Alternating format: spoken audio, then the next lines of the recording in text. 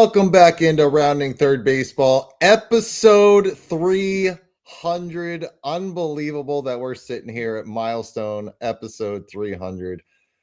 I'm Nick. We have Harrison tonight. How are you doing tonight, Harrison? Fantastic, Nick. I got to say, we've done this 300 times before, and I still get excited every time we push that go live button. So I'm here for this one. This will be a good one. Yeah, this one's packed. We have a ton of stuff to get to. It was a busy week on the news front. We have some 300 themed discussions. We have 300 themed trivia. We will dive into all of it, but can't wait for this. So before we get into it, make sure you follow and like us on Facebook. You can subscribe on YouTube. You can also follow on Instagram, Rumble, and TikTok. You can also listen on Spotify and Apple Podcast or wherever you get your podcast. We also have our affiliate sponsors, Logitech, MLB Shop, and Lids. You can find these links on the tops of all of our socials in our link tree. So if you do any shopping with these companies, please use our links as we get a nice little kickback with no additional cost to you. Just a great little way to support the show. We also have Rounding Third merch on Etsy. If you search Rounding Third Baseball, we have sweatshirts, t-shirts, tumblers. We have a whole bunch of stuff on there. Just another great way to support us and to get our name out there. And on Patreon, we have a community over there. We are building it. We haven't been over there much lately. There's been a lot going on our side, but we hope to keep that building. So join us over there on Patreon. Just search for Rounding Third Baseball. All right, episode 300, Harrison. It has been a wild ride. We have had incredible guests, but the followers have been incredible. We've met so many amazing people. What have you taken out of these first 300 episodes? Well, first of all, I want to say I'm not sure who got pictures of us like that because I don't like to show off the dad bod that I've got like that, you know.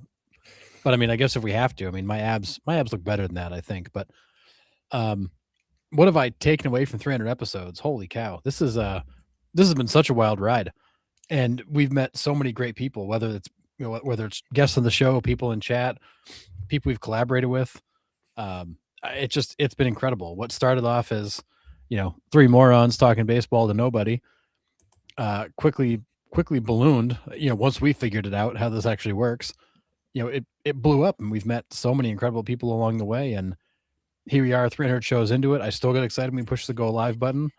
I just, I was hopeful we'd make it through a year, and of course, we started right in the lockout, so that was even better. Yeah. It's been a wild ride, though. I've loved every minute of it. Yeah, I can't believe that. I'm with you. Like, it's like, all right, we'll try this for a little bit, see how it goes, and then it just kept like building and building and building. We had that first viral trivia question, and we're like, holy crap, like this is something we could actually do. And people kind of care what we're talking about. They're joining the conversation, and it's just built from there. So I mean, it's been more than I ever expected this to be. But this has been absolutely incredible. And we have all of you guys to thank, to think that we have these numbers. If you would have told me this when we released the podcast on our first episode, I would have said you were crazy. To have 33,000 followers on Facebook now, 3,000 on Instagram, like 1,000 subscribers on YouTube. If you told me I was going to have 1,000 subscribers on YouTube, I'd be like, yeah, okay, yeah, you're crazy. Well, and the funny part is that we really haven't spent much time on Instagram and YouTube. It's really all been Facebook, and yet we still have we've got a lot of great folks in chat right now that come through YouTube. So it's been wild. Yeah. So we want to thank you guys, because without you, this show wouldn't be possible. But your input, you guys make me think of things that I've never thought of. I tend to stick in my little baseball box, but you guys bring outside perspective. That's incredible. And I love it. What I love about this is it's a safe space for all fans, like no matter what. Like we're hardcore Red Sox fans, but we have Yankees fans show up the chat, and we have civil conversations. Like if you would have told me that would have happened when we first started this, I would have been like, yeah, no way.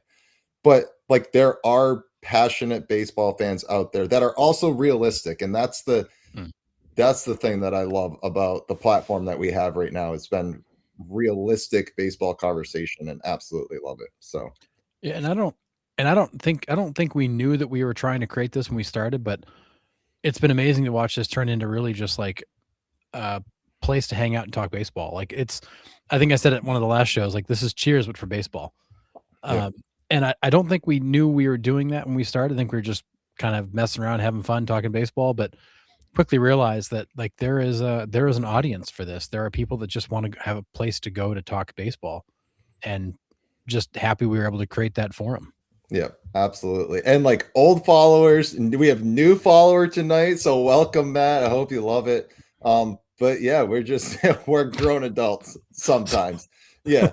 Um, Uh, but yeah, thank you, Nico. That's awesome. Great show, great knowledgeable guys. And yeah, we appreciate it. And you guys are just as knowledgeable as we are. Like yes, we have this platform, but we're all on the outside looking in, right? We're not insiders. We're not top of the league execs or any of that, right? We're just two guys or however many people are in the chat, guys talking baseball. That's it.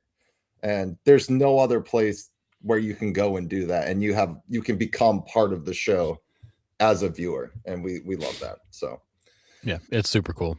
It yeah. is super cool. But really, I mean, this show is still going because of the audience. Like if there was no audience, it would be really hard for Nick and I to keep just talking baseball to each other. Yeah. I mean, we could probably do it. It wouldn't be a lot of fun. But Right. like this makes it so much more fun.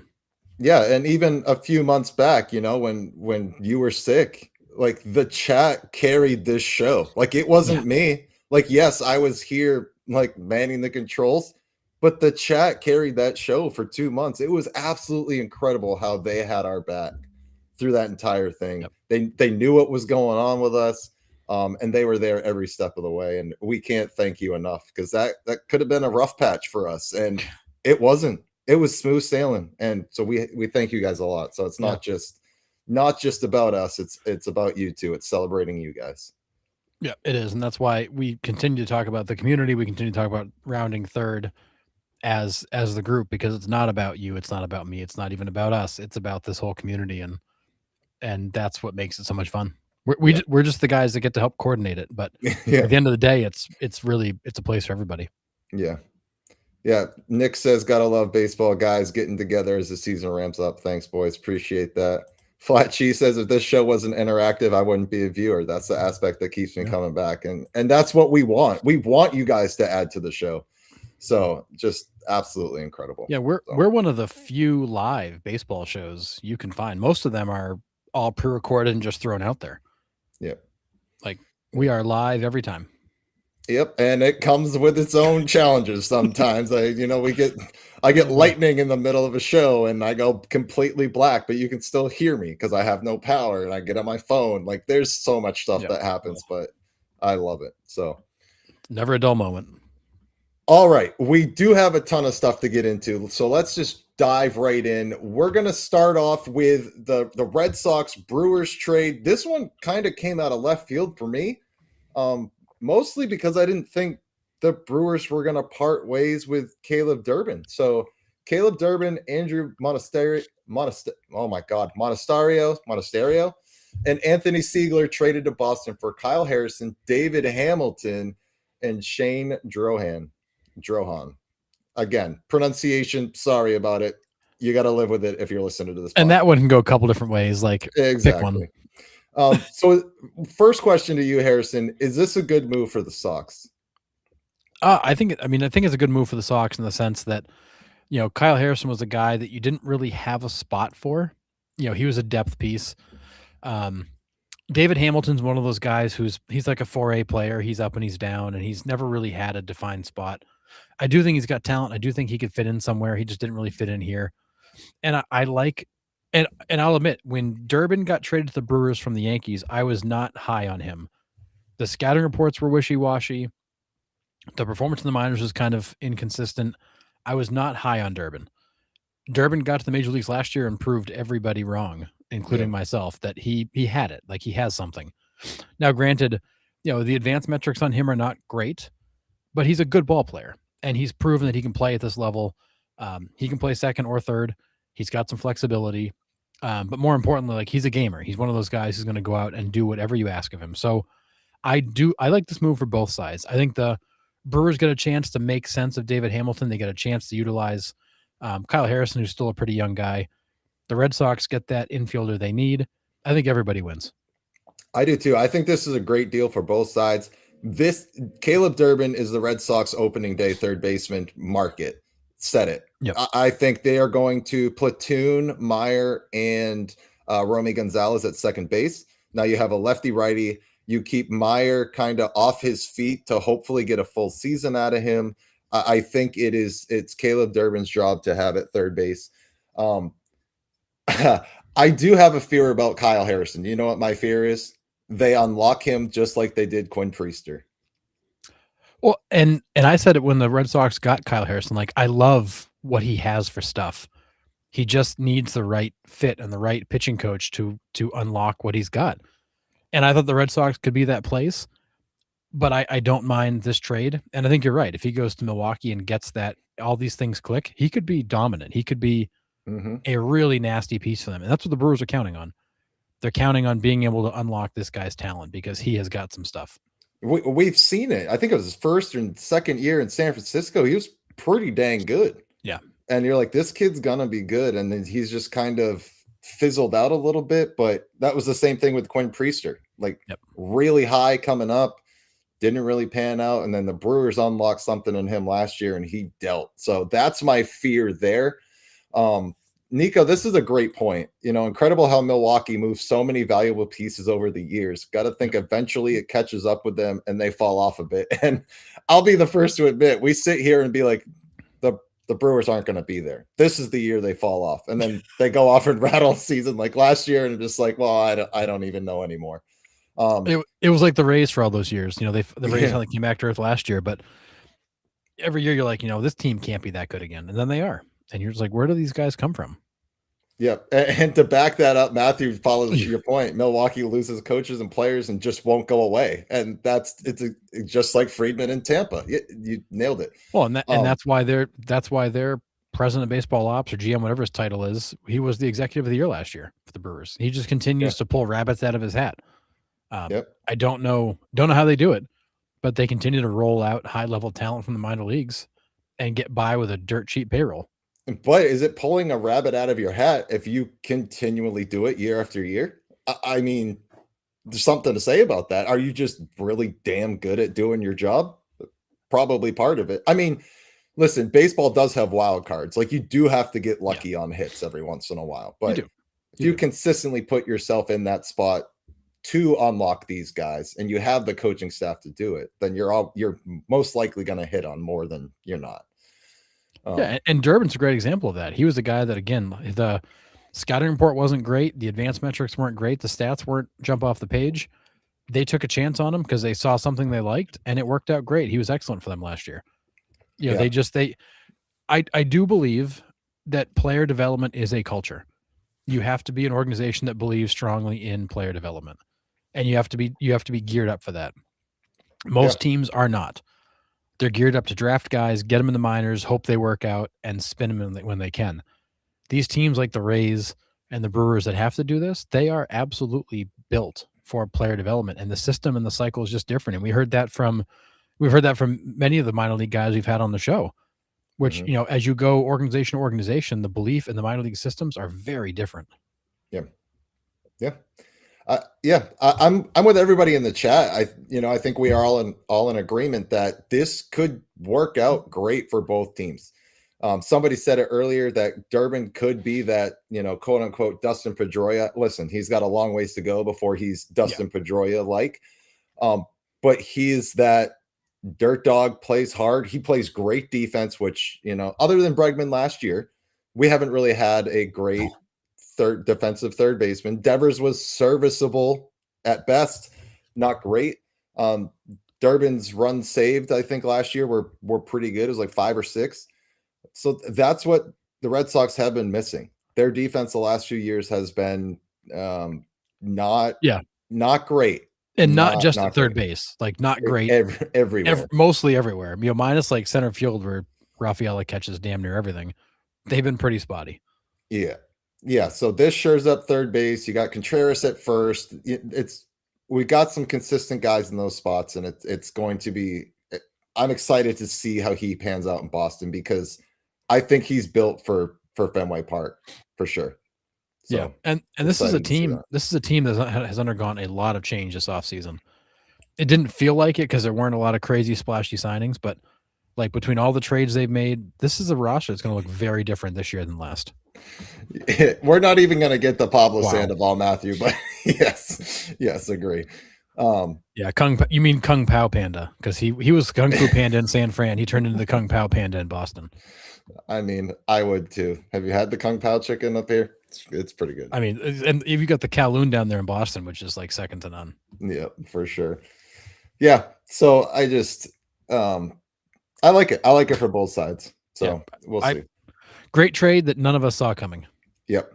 Yeah, completely out of left field. Like I Yep. opened up my phone in the morning and I was like, wait, what? I was like, is this a fake page? And then it just kept coming. I was like, wow. All right. I didn't Yep. think the Brewers were gonna let him go. Well, no, and Mike Reed said that back here in the chat, and I totally agree. Like, I never thought Durbin was even an option. When the trade news broke, that was the first thing I said to you was, I didn't think they'd move Durbin. Like, I thought they loved this kid, Hmm. and apparently they see something in, maybe it's Kyle Harrison that they want to check out. And granted, the loss of Freddie Peralta, I think, does change their whole offseason plan. That's a fair point. That's absolutely fair point. So Curtis, you had skinny Devers. yeah, true. Yeah, we did. So yeah, we'll see how it pans out. And we're close, man. It's pretty awesome. So Oh, Derpy, we feel your pain. yeah, We feel so your I think pain. I'll watch baseball till August and give up in September because of the Dodgers. Yeah. Yeah, Yeah, that's you and 95% of the baseball world. So yeah, I mean, and baseball fans, like, anytime MLB posts anything Dodgers related lately, baseball fans are getting restless and they are, like, tearing that page apart. hmm yeah, I've tried to stay away from that as much as Oh, possible. yeah. Yikes. Yeah. All right. So we did have a comment about Verlander back in the chat. Verlander back to Detroit 1 year, 13 million. Almost all of it's deferred. This is a farewell tour, if you will. I saw this coming. I'm happy for Tigers fans. I'm happy for Verlander to come back home. You think this has got to be it, right? I mean, I have to believe this is the one last ride for Verlander. Go back where you had all that success, where you really built your name, enjoy that one last trip, and then take it for what it is. It's a farewell tour. Yeah.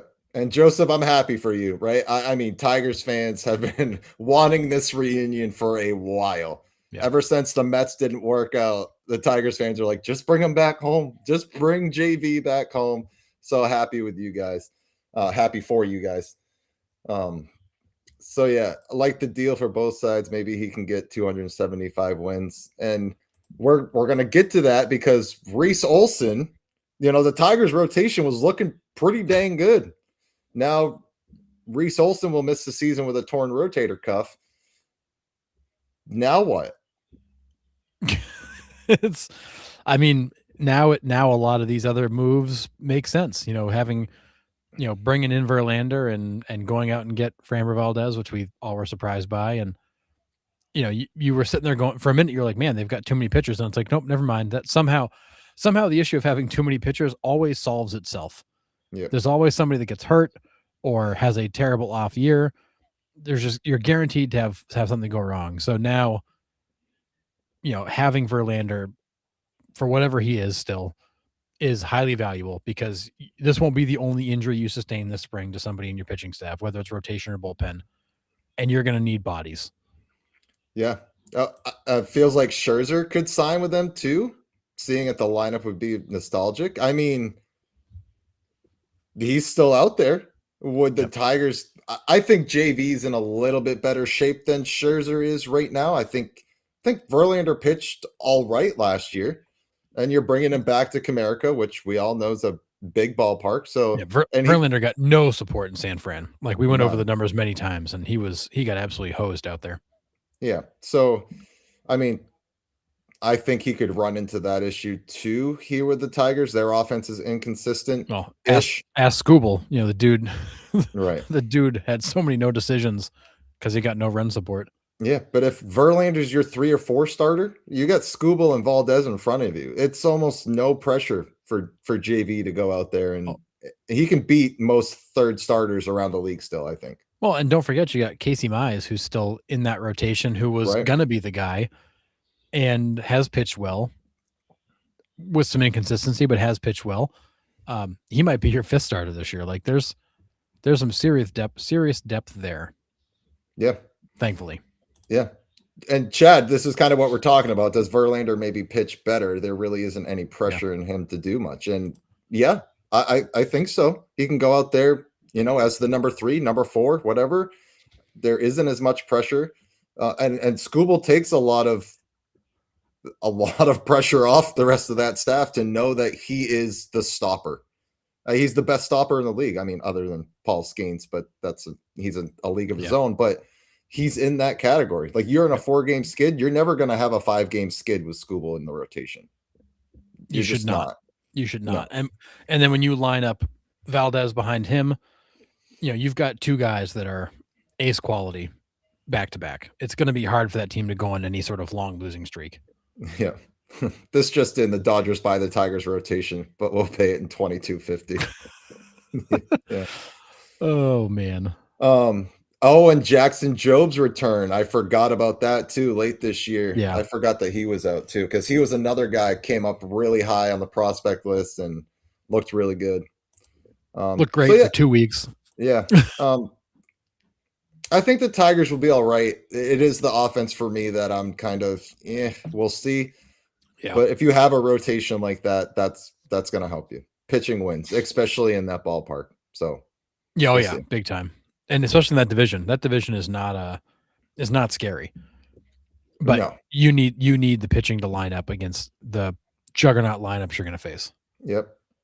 Flat Cheese says, I think Scherzer will sign in NL East. I could see him signing with really any of those teams. Captain says Scherzer needs to go to Arizona, and then Scherzer, Kershaw, and Verlander can finally start with the teams they came up with. Yeah, that'd be kind of cool. That'd be kind of cool, yeah. Yeah, I always forget Scherzer started in Arizona. I know. always do, but I know he was not there very long, but he did start there. And Devish, this is where we are too, right? Can they score? Can the Tigers score? If they do, we're looking at a World Series contender. And I agree. I think if that offense can find some sort of consistency, they will be at the top. I do. They've got a World Series rotation and a wild card lineup. Now the question becomes, can that lineup prove us wrong? Yeah, I'm with you 1,000%. All right. The Pirates continue to sign some guys. Granted, it's Marcell Ozuna, but 1 year, $12 million. Realistically, where are we placing the Pirates this year? I mean, in that division, they're probably still. I mean, Cubs and Brewers. The Reds are certainly going to be there. I mean, I think the Pirates are fourth, probably. I think the Cardinals finished behind them, but I think this Pirates team is probably a 500 ball club, which is a big step forward for them, and maybe even a dark horse wild card team, depending on how those races all stack up. I mean, the Reds made it in last year with what, 83 wins? Yeah, it wasn't many. You don't have to be much better than 500 to squeeze into the playoffs. So I mean, they have an outside shot at stealing a wild card spot. Yeah, I think that we've said it for the last couple of years here that NL is a gauntlet. These teams just beat up on each other all year. So, I mean, I could see them possibly sneaking in, mostly because they have an offense now. You have Lowe. You picked up O'Hearn. You picked up Ozuna. That's already 300% better than what you had last year, right? So they will put up some runs. And you have decent pitching in Pittsburgh, believe it or not. They just could not score to save their lives last year. It was dreadful. Yeah, I mean, their pitching was not the problem. It was definitely the lack of offense. I mean, how else does Paul Skeens go 10-10 with a 1.97 ERA? Explain that one to me. That stat line is probably the best one in Major League history. Like, I mean, it doesn't make sense. Like, it just doesn't. It's crazy. It's absolutely nuts. I crazy. But yeah, I think everybody is here with us. 94 games. 94 is a lot, Matthew, but behind 94 games Games behind behind Milwaukee. Milwaukee. Gotcha. I read that wrong. So they're gonna win Um like negative something games. yeah. So Derpy says third, Flat Cheese second or third. Michael thinks they might sneak into third. Joseph still thinks they're in fourth. Um 70-75 wins out of Chad. So yeah, a little bit of mixed bag here. But yeah. And this is another thing. Ozuna had no hips last season. I'm a little surprised about the signing. Now, a little surprised, yes. I think he can still provide some thump, which they don't have a lot of power outside of Cruz. Is he really the only guy that packs any punch in that lineup? I mean, for the most part, I mean, right before O'Hearn and Lowe. yeah, before those guys, you had you had Cruz, not a lot out of Reynolds. I mean, you didn't that lineup did not have a lot of punch. It was a lot of singles and doubles. Yeah. And Carl, this is the next point we were going to get to. Does this mean the end for Andrew McCutchen? McCutchen was clearly not thrilled with his signing. He changed his Twitter profile picture away from him in a Pirates uniform to a silhouette of him. Kutch ought to sign with a rival out of spite. So, what does this mean for Andrew McCutchen? I mean, I think that it means exactly what we all think it means, which is the McCutchen window is probably closed there. And honestly, I love McCutchen. Don't get me wrong, but Same. I mean, he's probably just a part-time player at this point. They hit the bats has slowed down. The ability is definitely not what it used to be. I think he wanted to come back and do it one more time. But I think if you're the Pirates, you look at the offense you had last year, you were the worst scoring offense in baseball. You're worse than the Rockies. You can't have that again. Like, you can't continue to go down that path and bring back the same guys that got you there. Like, you've got to go mix it up. Yeah. Yeah. Who said it back here? I lost it. You guys are firing in comments, but they're just doing enough to make sure that they aren't the Rockies of the NL. Yeah. It was capping. Yeah. They just wanted to make sure the Rockies are the worst in the NL, not them. Yeah.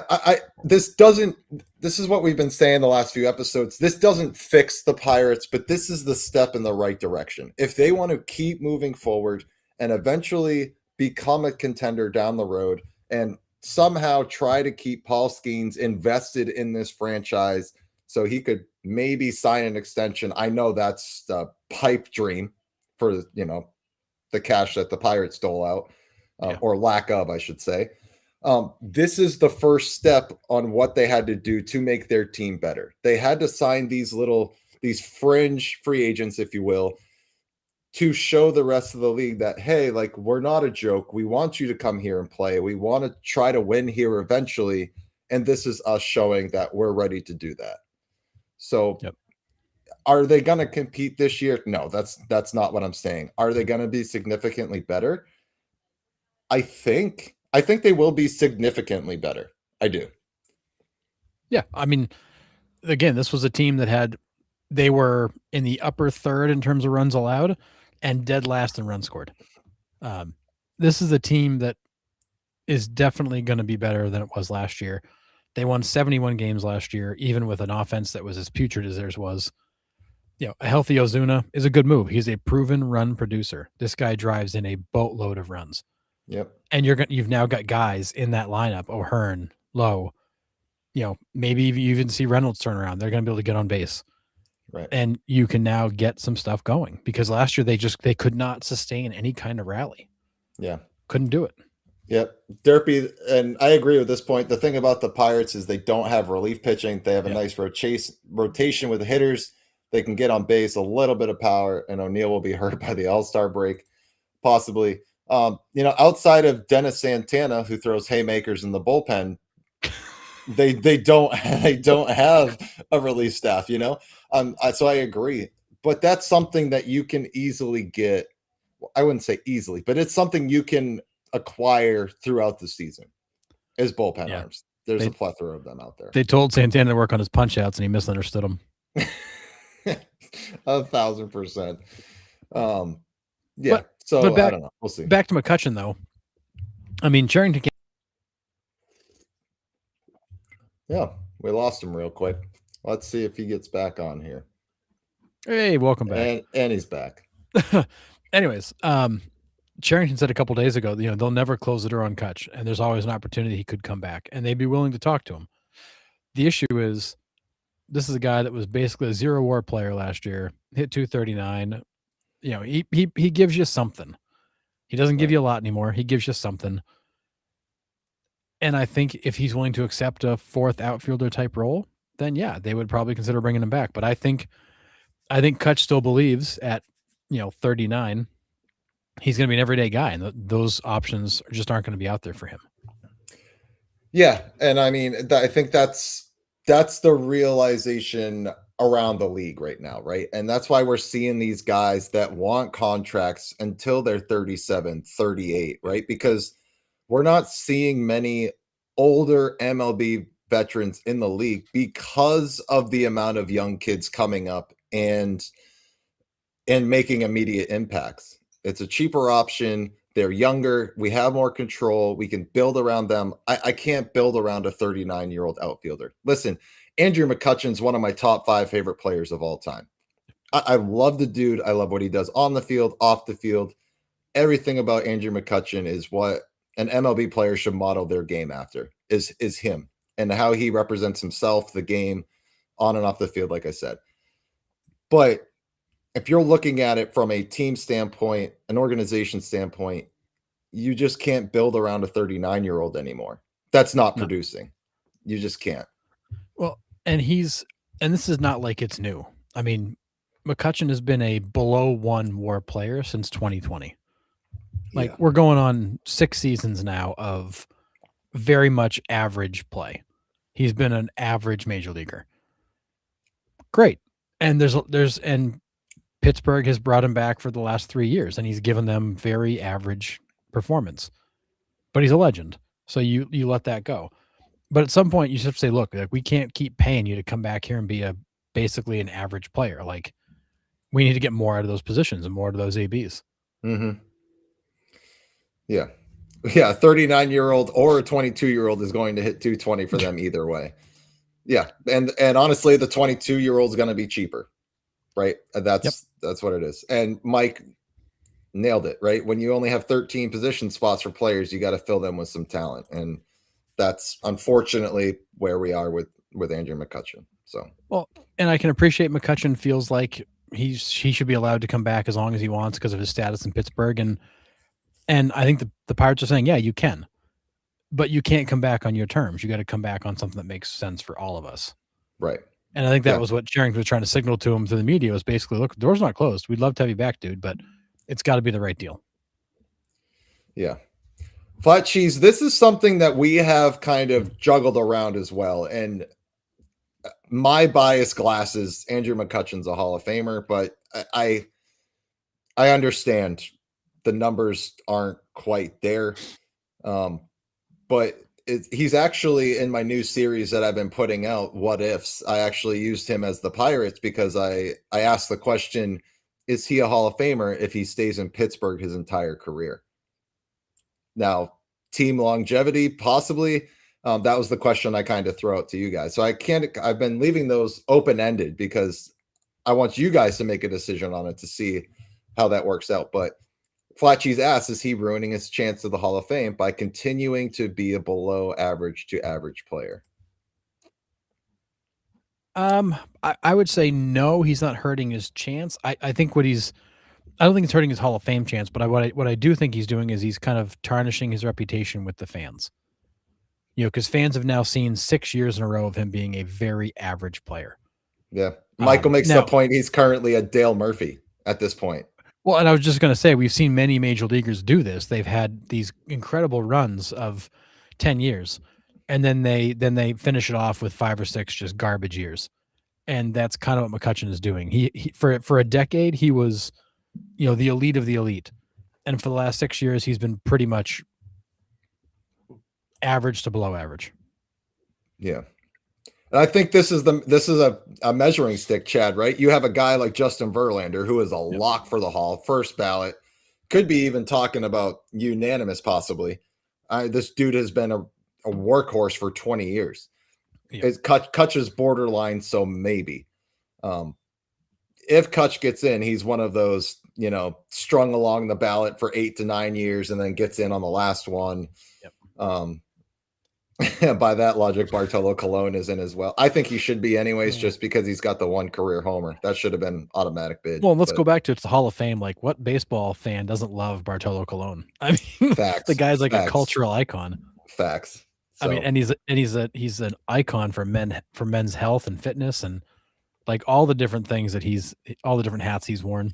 Yep. And JMB, I am with you. Kutch is in the very, very good Hall of Fame. Yep.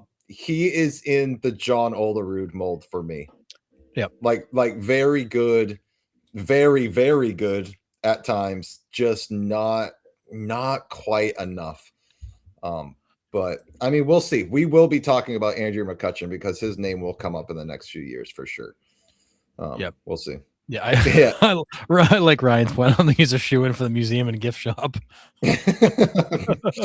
And Matthew, this is a good point too. Needs all the longevity stats he can get to pile up those numbers a little bit more. But I mean, he's got 2,266 hits, 332 home runs, 1,152 RBIs, 220 steals, 271 career batting average. Like very much Hall of Very good. Yeah. But unless he's going to go put up another 400 or 500 hits, I mean, he's, if he's at 2,266 or 2,305, I don't think it makes much of a difference. Like he's still kind of below that threshold. Yeah, facts. Curtis says Kutch is not on his all-time Pirates team. Unpopular. I mean, the Pirates have so much history though. Like that's tough. Yeah, that actually is tough because he might not be on my all-time Pirates team, but like he's my favorite Pirate of my lifetime. Oh, easy. But I mean, you got Clemente, Parker, Mazeroski, Stargell. I mean, you just keep going. Kiner. Yeah, there's Jason Kendall. Jason Kendall Yeah. might be number one of Pirates I've seen in my lifetime, but Kutch is right there with him. Brian Giles' peak was insane in Pittsburgh too. Like, I mean, there's so many names you can throw around there, but yeah, I agree. Joseph says my opinion on McCutchen is he's a Hall of Famer. Comment redacted by BBWAA.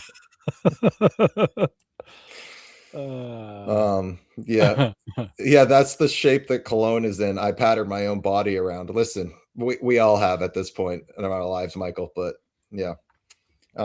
Bonds. I put Bonds probably on the all-time Pirates list. He was almost borderline 40-40 guy, 30-30 guy every year in Pittsburgh. So yeah. Paul and Lloyd Wainer. There's so many Pirates guys. It's hard to knock off somebody to put in. Yeah, so he's probably in the Mount Rushmore of Pirates that I've seen play in my lifetime, but all time, no, I would probably agree with you, Curtis. He wouldn't be on that list if I really sat there and made one. Yeah, it's tough. I'd have to slide him in at shortstop or something, some position he doesn't play. Andy Van Slyke, Bobby Bonilla. These are all great names, Pirates names, but yeah. All right. Jose, get ready, strap in for some Rockies talk. So hopefully our two Rockies fans chime in here. Jose Quintana joins the Rockies, his 15th MLB season. So he joins Sugano from the Orioles last year, came over from Japan, 1-year deal with the Rockies. We've been critical of the Rockies not making moves, but are they actually moving in a forward direction with these signings? Are they pulling a quote unquote Pittsburgh Pirates, if you will? Well, they're doing exactly what we said. They're doing exactly what we said these lower market teams were going to do. They were going to go bargain basement hunting right before spring training started. And so you got Quintana, who really wasn't, he was pretty good for the Brewers last year. And Sugano, who was okay for the Orioles, but these are guys that, these are major league quality pitchers. Quintana's got a pretty good track record. Sugano, not so much. And these are cheap deals to fill spots. So, I mean, I like the moves to the Rockies. Does it change the fact of the worst team in baseball? No. But I do think that they're actually doing some things that make sense because both of these guys get a lot of ground balls. Both of these guys, have the stuff that fits in well at a ballpark like that. We'll see how it actually plays out, though. Yeah. Carl says Quintana's going to have an 8.28 ERA and still not be the worst on the team. Yeah, I don't know. Yeah, Matthew says, "I'm a Rangers fan, but live in Denver and get cheap tickets because of the product on the field." That's the way to go. I might move to Denver just so I can see more teams. But Rockies is still a ball club. That's a common theme when we talk about the Rockies. yeah, Um, I mean, any move is moving forward considering how bad they were last year. yep, I agree. not Um, wrong. yep. Yeah, and you're right, Captain. They're all fringe moves. Um, Rockies team ERA higher than the locals. And the locals are high, Real really high. high. Yep. Mile high is not even enough to describe it. No, you can give them a compass, a map, and a GPS. That organization would still get lost. I mean, And they've been doing it so well for so long. yeah. So, But I well, mean, this is bargain basement shopping at its finest. Go grab the guys that want to hang on that can't get a gig anywhere else, and boom, yeah, fill yeah, them in. absolutely. Yeah. Welcome highlights. Yeah, I've been seeing your stuff out. Welcome, welcome. Love it. First time viewer, first time caller. Love it. Yeah, but on top of that, Harrison, this next slide is going to come to a huge surprise. This poor guy, Chris Bryant. He is going to start on the 60-day IL. We all know the degenerative back disorder. Is it time for Bryant to like medically retire so the Rockies can move on from this? I mean, it's a lot of money that this organization has kind of strapped up to him, and he just hasn't played. I did the math because I used him as my greatest what if, obviously, for the Rockies. He has missed so many games, and it's not all in his control. I mean, this is terrible. But is it time for Bryant to just kind of like focus on getting better and stop trying to come back? I mean, at some point at some point you just have to admit what it is. Like, and it's not that the guy hasn't tried, but I mean, he's had back issues since 2024. Yeah. And they really started in 23, but they really became like obvious in 24. So this is going on year 3, basically unable to play.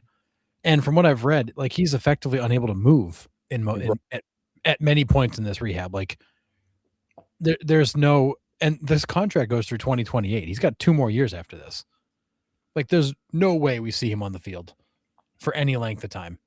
I think there has to be an avenue they can go down where they can gracefully let him exit and just move on.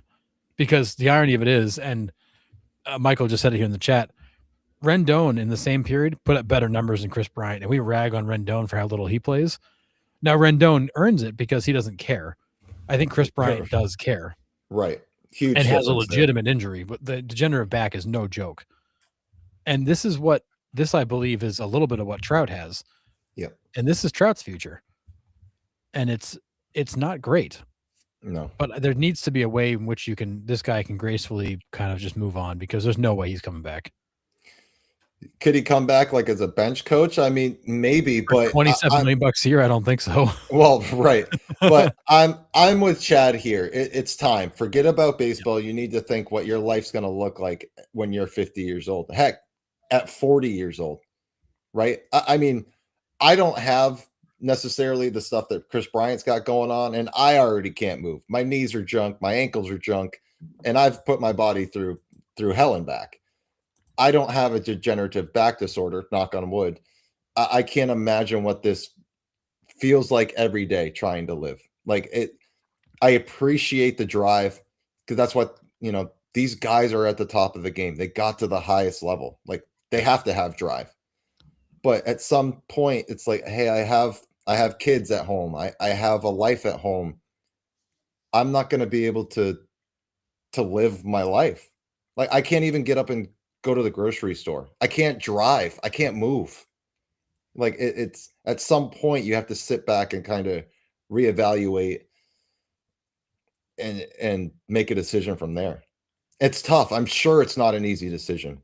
No, and But the hard part too is he's only 34. Like he just turned yeah. 34. Mhm. It's like there's got to be parts when they're like, I'm too young to be out of the game. Yeah. Like but here we are going on year 3 of him effectively unable to get on the field. And putting him on the 60-day IL, at day one of spring training, it's like, come on, guys. We all know where this is Yeah. heading. Right. 60 days is going to become another 60 day, becomes another 60 day. Like, he's not coming back. And No. it's sad, but he's only 34, but at the end of the day, he hasn't been on the field in 3 years basically. Just time to move on. And Yep. and I agree with the point about, you're 34. Like, go take care of yourself. Don't worry about baseball. Yep. Yeah. Matthew said it happened to Juan Gonzalez and he was Yeah. done. Um, Devish said not the right sport, but look at Steve Nash at the end of his career, less money involved, but others, other similar circumstances. And unfortunately, we have seen that throughout sports, not just baseball. We've seen, I think Derrick Rose was mentioned earlier, Hall of Fame trajectory and then injuries just bang, that's done. And they're unforgiving. And this one's worse to me because a back is so much worse than a knee or an ankle, right? I mean, your back is how you move. It's your core. Everything. It's everything. Yeah. So I love the dude. I love that he was able to bring a ring to Chicago for the Cubs. He was a blast to watch, but at some point it's time to look after number one, and that's to make sure you can get better and live the rest of your life. I hope he's not done with baseball. I hope he's involved in some capacity because someone said it. He's a great ambassador for the game. Yes. But I think it's time. Love the dude to death, but take care of yourself, man. Yeah, he's played 170 games in the last 4 years for the Rockies. Yeah. And when he has played, he's been a shell of himself. It's Yeah. just it's not worth it. Yep. Yeah. He's made his money. He's got his World Series ring. Go be a normal dude for a little while. Take care of yourself. Yep. Nick says Bo Jackson's another one, right? Just the injury, just too much. But man, and this is what I was kind of saying, Chad, right? These guys that have Yeah. made it to the upper level think they can still get back. And sometimes their pride gets in their own way. It can be a downfall. I don't know if it's necessarily a pride thing as much as like Chris Bryant sitting there is like, hey, I am only 34. Like maybe I do have some time to get back here. I can recover from this. But if this is a full blown, like it's not going to get better. And he's gone to LA. I think we did like an in-depth research on him a few months back. And he went to LA and is seeking this like crazy invasive treatment to try to get this under control. For me, who has been through my fair share of medical stuff, I don't think I would want to get that invasive of a procedure just to possibly go back out and re-aggravate it again. I mean, that's just me. Again, I don't have necessarily the ego and pride that these guys at the top level have. But we'll see. It just sucks. Just a crappy situation. He's explored all kinds of treatment opportunities, surgeries. None of it's taken. And there are some rumors that the Rockies are discussing an exit plan with him, to say, look, dude, like, how do we settle this in a way where you can just go retire and do your thing? We can make this contract make sense. Because I think that the Rockies are accepting of the fact that he's never coming back. And I think Chris Bryant is still fighting the whole, like, well, I'm going to find a treatment that works. Yeah. It's like, it's been 3 years, dude. We don't think you are. And if you do, that's great. Do it for yourself for the rest of your life, not necessarily for you to get back here. Like, I'm sure the Rockies have his best interest at heart too. I can't imagine the organization is just shunning this guy completely. I'm sure they're trying to work with him as well. Yeah. But well, and I'd hate to see this be like a Steven Strasburg situation where the guy literally he's got like no use of his right arm anymore. Can't lift it over his head. Like, can't do basic stuff because of the damage that he took on trying to hang on longer than he should have. That was an arm. This is a back. Like, yeah, could take out all of your mobility. Yeah, and the way the Nationals handled that's a story for a different day. But we'll see you in spring training, bud. I come on now. Get out of here. The guy put the World Series on his back, on his right arm, and you treated him like that. It was just bonkers, but whatever. Brutal. Brutal. Yeah, and you don't want it to reach a point where it's that kind of ending. Like, you Well, want it to be you won't have to amicable, and right. he goes. You won't have to worry about the Rockies winning a World Series anytime soon. So, No, well then. no. Yeah, and this is it, Joseph. This is a great way to sum it up and end this conversation. It's just an unfortunate situation for a great guy, 1,000%, and that's where I'm at with that. And I saw the comments in the chat about the ABS guidelines. I just dropped a link to an article about the ABS guidelines that just dropped for those who want to take a look. All right. Now, I don't think there's no real surprises in it. I think it's all stuff we expected. Yeah. All right. Aaron Savali joins the A's. Are the A's a team to watch this year, Harrison? I mean, for that offense alone, yes. I mean, I was absolutely going to watch them anyways. I think Aaron Savali is an interesting pickup because this is a guy that's had some success, and then he's also had some just disasters.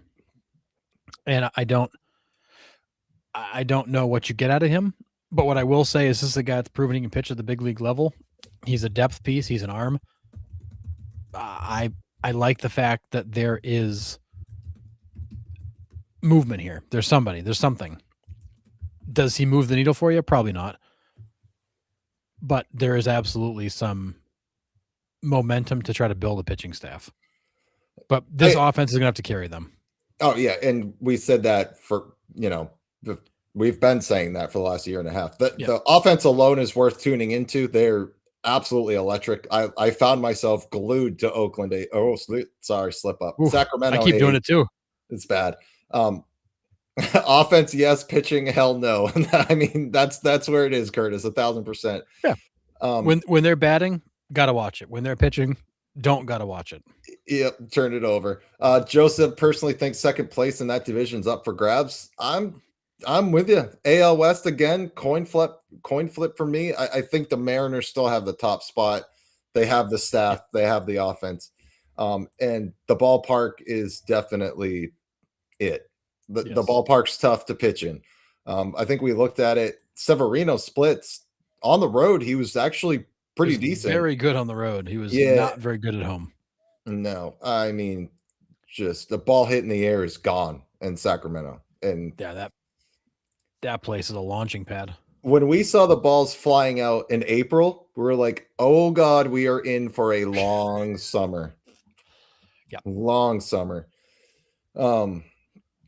Yeah, I mean, it doesn't move the needle. It doesn't necessarily put them at the top of the division, but it's a piece. And this is another step in the right direction for what the A's will look like when they hit Las Vegas in a couple of years. So don't hate it.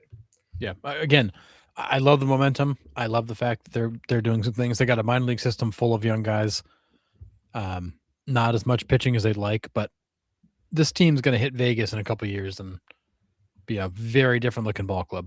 Yep. Did they make MLB style modifications to the stadium? I think they had to, right? Yes. MLB has certain guidelines that each stadium has to get to. Yeah, so they had to move some walls around and add some seats and stuff like that, but it wasn't like massive, but they definitely made some pretty sizable changes and upgrades to that ballpark. Upgrades, but anyways. Well, I mean, it's a minor league ballpark. What do you? Yeah, just go out to the metal container and left for your press conference, please. I mean, they at least painted it like it looked nice. Yeah, right. All right, Chris Bassett. This press conference brought to you by the shipping container company. Yeah, exactly.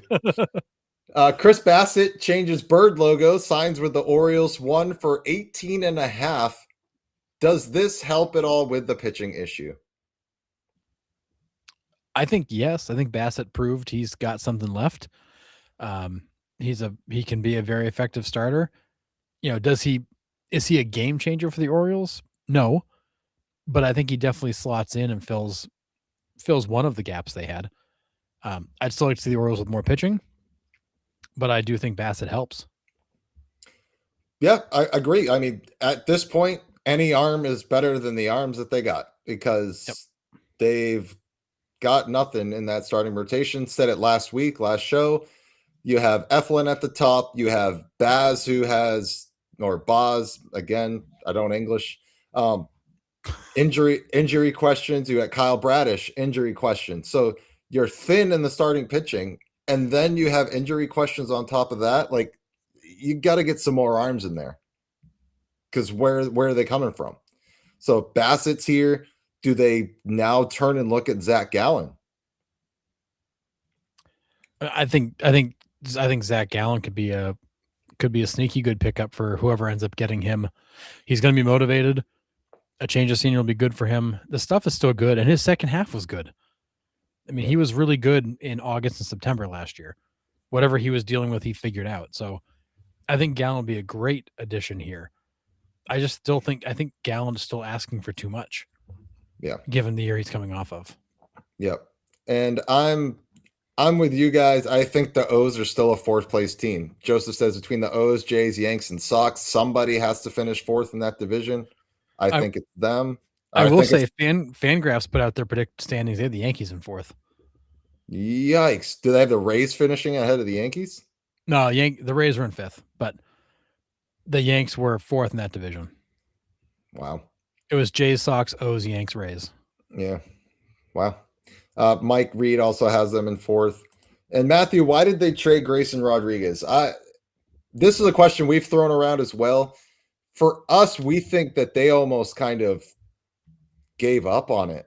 Like, he was another kid, came up high prospect, threw gas, had great stuff. They just couldn't keep him on the field.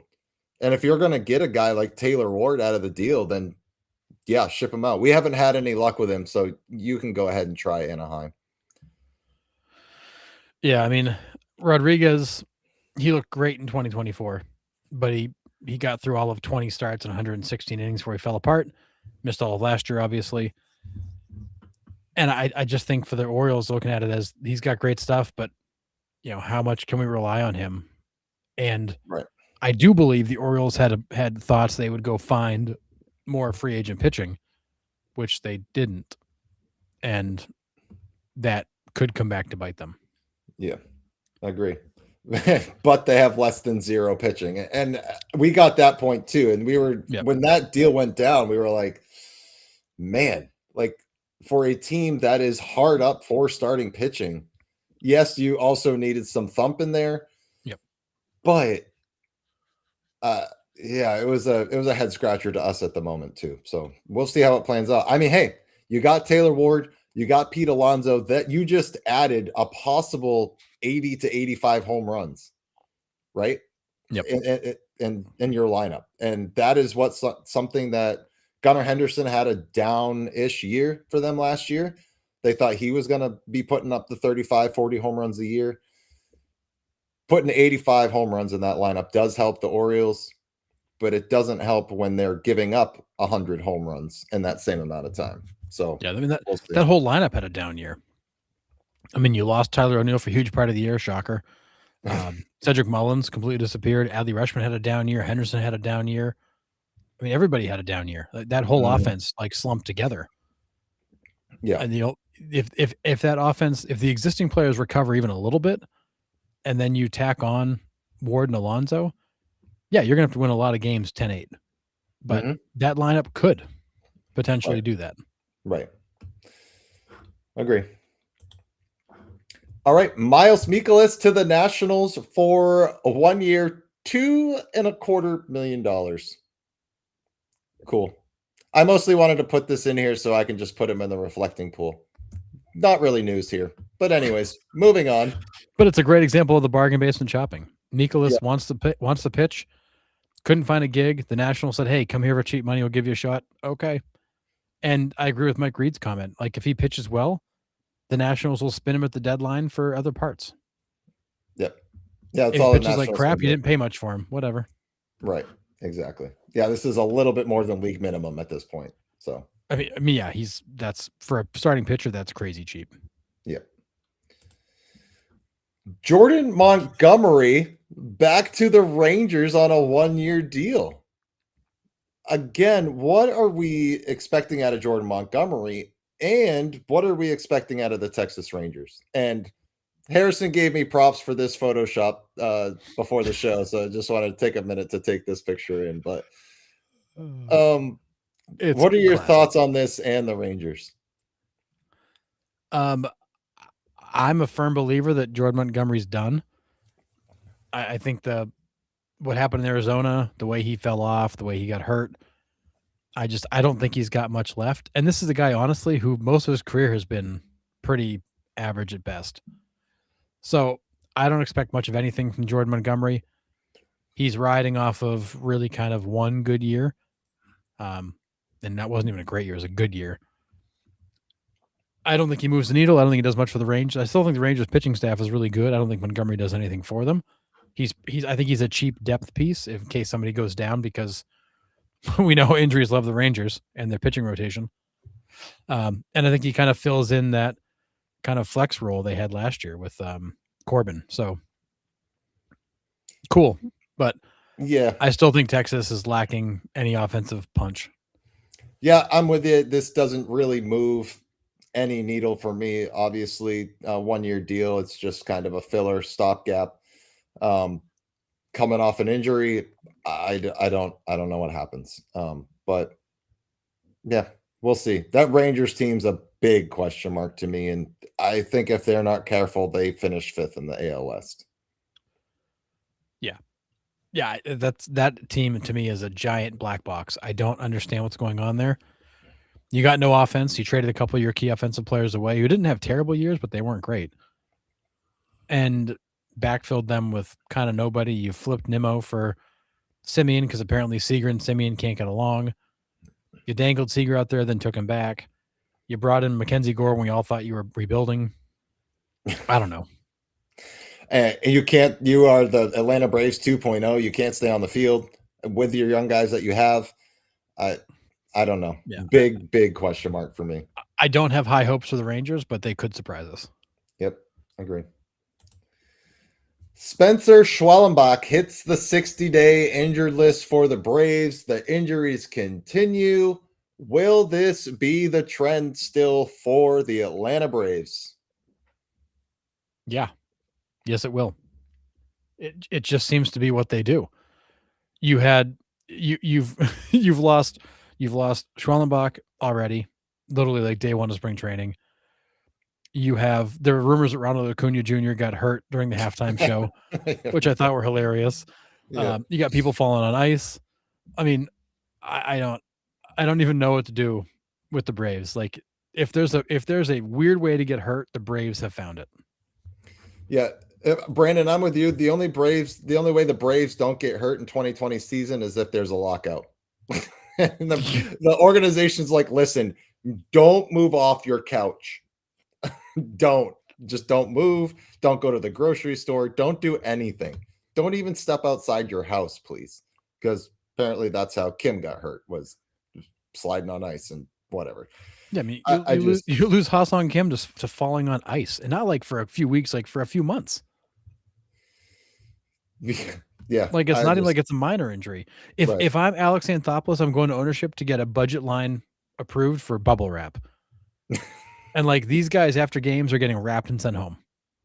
Yeah, I'm not even icing them down. I'm just putting them in bubble wrap. Wrapping them and sending them home. Man, Matthew, can Strider stay on the mound? Are they getting medical advice from the Mets? Awesome. I don't know. Does Spencer Strider come back to be what he was? I don't know. I really don't. I have no idea what to expect from Strider. Yeah. And yeah, I don't know what to expect. I mean, he was so weird last year. The stuff was still crazy good. He couldn't get anybody out. Yeah. And then he didn't look right for stretches. Like, I don't know. There's something in the water, in the training room, in the nutrition plan in Atlanta, because it ain't working. No. Yeah. I don't get it. Thanks, Forrest. Congratulations on 300, guys. It's a Hall of Fame number if you're a pitcher, and you guys have been bringing the heat for years. Thank you. That means a lot coming from you, Forrest. Appreciate it. But yeah, the Braves are in trouble again, man. I can't put them at the top of the NL East. I can't. I love them. I've watched them for years, ever since the TBS years. But this injury epidemic, I'm going to call it at this point, has been going on since 2021 after the World Series.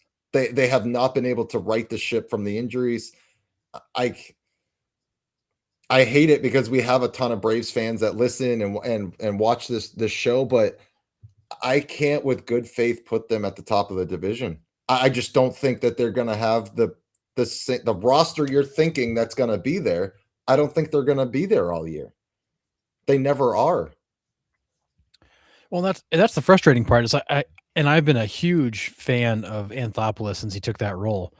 You know, getting these young guys signed, building the roster for the long term. Like they've made so many great moves. But the one thing you can't predict is health. And they've built this incredible roster that is never more than like 75% on the field at the same time. Yeah. And it's so frustrating to see a team that is that good on paper that just can't get guys on the field. And it's constantly somebody, it's constantly something. And it's not like you're missing fringe pieces. It's Right. Strider, it's Acuna. Last year it was Riley. Like there's always somebody. Then you got poor Matt Olson, who's the Iron Man out there. But Right. he's the only guy who's consistent. Everybody else is missing huge chunks of time. Sean Murphy. You know, Sean Murphy is he's still a top 10 catcher in baseball when he's healthy. The problem is when the hell's he healthy? Never. Like, then you got Ozzy Albies has got the fluke ones. He comes back from the broken wrist and then the first game breaks his finger sliding into second base. It's just like it's just ongoing and it just goes and goes and goes. It just never stops. It is an avalanche or snowball that has turned into an avalanche and they can't stop it. yeah, it's absolutely out of control. Absolutely out of control. So I'm sorry, Michael. Michael's huge Braves fan. This just in: Atlanta Braves changed their logo to the Red Cross.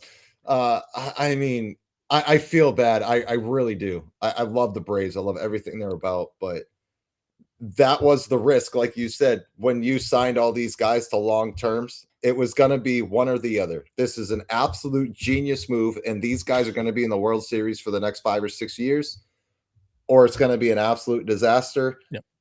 And it is an absolute disaster. I said it. Absolute disaster. It is. And I'm one of those people who's just like sitting there cringing for the next headline of who else is getting hurt. Like you're kind of now in that mode of, okay, who's next? Like who's the next one to go down? It's too bad. It's the trend. Mm-hmm. Curtis, the Braves were 2021 Toyota with the check engine light permanently on. I mean, yeah, I feel like you're just constantly holding your breath. Flat Cheese says this just in. My dumbass just Googled the logo change. I can't. Oh my god, you guys kill me. Oh, man, I love this show. Oh, God, I love it. Is the best. Man. You guys kill me sometimes. You really do. Forrest, hang on to that thought. We haven't got to it yet, but we are going to talk about it, and it's right now. So yesterday or the day before, all my days have blurred together. I don't know. Lindor, Corbin Carroll, and Jackson Holliday all reported with broken hamate bones.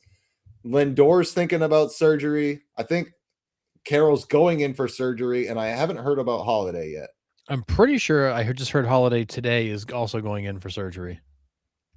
3 stars of this game going in with broken hamate bones. We don't know how they got broke, if it's stress, if it was the first day of live BP. Like, why would you want to put your star in there at the first day of live BPs beyond me? But we haven't heard how they've gotten broken. But I just want to say if Lindor was able to play in the WBC, he wouldn't have gotten hurt. There, I said it.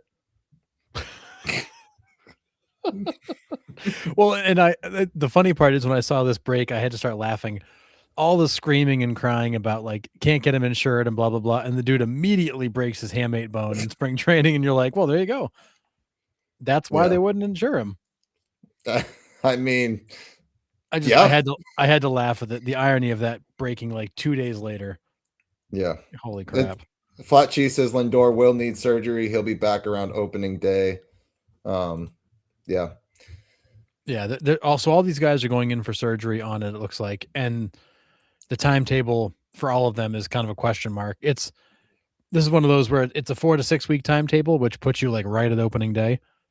So I think the Orioles are basically saying, "Hey, look, like we're gonna plan on Holiday being out until the middle of April to be safe, um, to try to build ourselves a little bit of a buffer here." But we'll Yeah. see. I mean, these guys could recover quickly, but this is this is an obnoxious little injury that generally is from. It's usually stress fractures from overuse, but Yeah. these are like clean breaks. Yeah. And interesting. And it was just like all three. Like again, it was another one of those posts that I saw that I was like, is this a fake page? Because this is nuts. Like three of these guys, but This is a joke, right? yeah, weird. But yeah, all three of them nuts. And then that's what Forrest said. Yeah, we've been talking about all the pitchers with a hamate bone injuries lately. Just heard Fuzzy on YouTube talking about it. Apparently, it's an epidemic this spring. Could it be with these guys swinging differently? Like let's face it, they're doing. If you've looked at any of the swing videos, it's all about kind of dropping the hand, getting that bat on plane instead of being quick to the ball. Like the mechanics of the swings has changed over the years. Could that be putting extra stress on these hamate injuries? I mean, I think it's a combination of yes. I think a lot of the drills they do put additional stress on your hands. I think all the additional swings these guys are taking because it's overuse. I mean, that hamate bone. If you've ever taken like a long stretch of batting practice or hit a huge bucket of golf balls, that hamate bone is up in by the pinky at the back end of that, and it's what allows the pinky to hook like it does. And when you're squeezing something tight for a long period of time, you get that crazy soreness along the bottom of your hand. A lot of that comes from that hamate bone area, and in most cases, hamate injuries are caused by overuse. And I think that's Yeah. what these guys are doing. It's overtraining, it's overuse. It's all these crazy batting drills they do now, like standing on a bucket and a yoga ball, like kind of swinging up at the air, like all this crazy, ridiculous stuff they do. I think there's a lot of that. Yeah. But when you've got these are three guys, predominantly left-handed hitting guys, that are having this injury, there's got to be something in the training regimen. Yeah. Yeah. They need to go back to the Tom Amansky video. I mean, Fred McGriff approves it. Yeah. Those are legendary. And I mean, it is also too, like you get one ball off the end of the bat wrong too. And Yeah. we've all been there. It's cold out. You get one off the hands, you get one off the end of the bat. It don't feel great. It don't feel No, good it doesn't. at all. So that could be part of it too. But it was just weird that all three of them same day, just bang, bang, bang, But done. and what I find interesting is that they all hurt their hands in what was basically their first batting practice of spring training. Right. So it kind of makes you go, well, did you come in with it already hurt and then just made it look like, oh man, I hurt it here? Or was it just the timing was that freaky? Because these literally all came out in the first like 24 hours of spring training, all coming out of the first BP session of the year. Like, how long has this been bothering you? Right. Because it feels like that's not something that just like suddenly happened the first day of spring training. Yeah. That's weird. All right. Castellanos has been told not to report to spring training. Pretty much locker taken out completely. Was called, don't report. We're done with you. There's got to be more to this story, right? For the Phillies to just be like, hey, don't even bother showing up. He's still under contract, mind you. So, yeah, like, one more year at 20 million. Yeah. So for the Phillies to just be like, don't show up. And yes, they outright released him.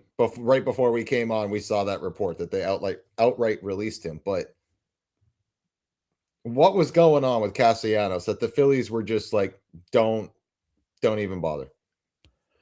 Yeah. And a lot of the stories are coming out today with all the stuff that was going on where, he was getting into shouting matches with coaches over playing time. Apparently, he brought a beer into the dugout last June in Miami after he'd been pulled for defensive replacement. He went to the dugout, or went to the clubhouse, came back and sat in the dugout with a beer, which apparently sent Thompson to the moon, which was he was benched the next day, which apparently set off this whole chain of events. And David Dombrowski basically said in very simple terms, we felt that it was in our everybody's best interest to have a change of scenery. This was no longer a situation we could continue to work through. Yeah. And he also added that it wasn't just about the Miami incident. It's just sometimes you're in a situation day in and day out where things just don't work. And that was this. This just didn't work anymore. And we chose to just take the proactive move to just move on. Yeah. Yeah, drinking in the clubhouse, I get, berating the coaches. Who polices that locker room? And we've been talking about the Phillies kind of nonstop here about what's going on in that locker room. Like Bryce Harper isn't happy, and he is your leader. Is he the leader of that clubhouse? So if that is the tone that he's setting as a natural leader, whether that tone is negative or positive, your team follows, right? I would say Bryce Harper is the leader of that team. Correct? Would you say that? I think that Bryce Harper is kind of the emotional leader of that team. But I think that the actual leader of that team is probably Zach Wheeler. But I do think you see that team waver with who's really kind of the guy at the top.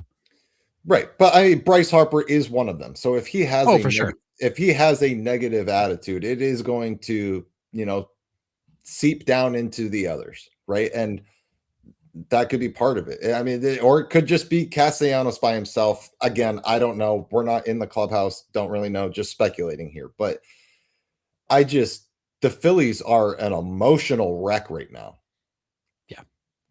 And with that, it has opened the door for the New York Mets in the NL East. I'm just putting it that way because the Braves are a mess. The Phillies are a mess. Where do we realistically see the Phillies going this year if the clubhouse is in shambles like this? I mean, the sad part is, the Braves are falling apart physically. The Mets have a bunch of holes. The Phillies, as big a train wreck as they are, could win that division, which is crazy. I mean, I think the Phillies are a mess. I think that clubhouse, we're getting a glimpse behind the scenes that clubhouse is a disaster. And I think Dombrowski is absolutely shaking these guys awake. Hey, I may not be able to trade all you guys. And I may not be able to add a bunch of guys, but I am going to piss every one of you off. So you come in and play angry. Because if you're gonna play these games and choke in the playoffs, then I'm at least gonna wring every little bit I can out of you. Yeah. And I think that Dombrowski's taking the role of I'll be the villain. I'll give you guys a common enemy to fight against. It can be me.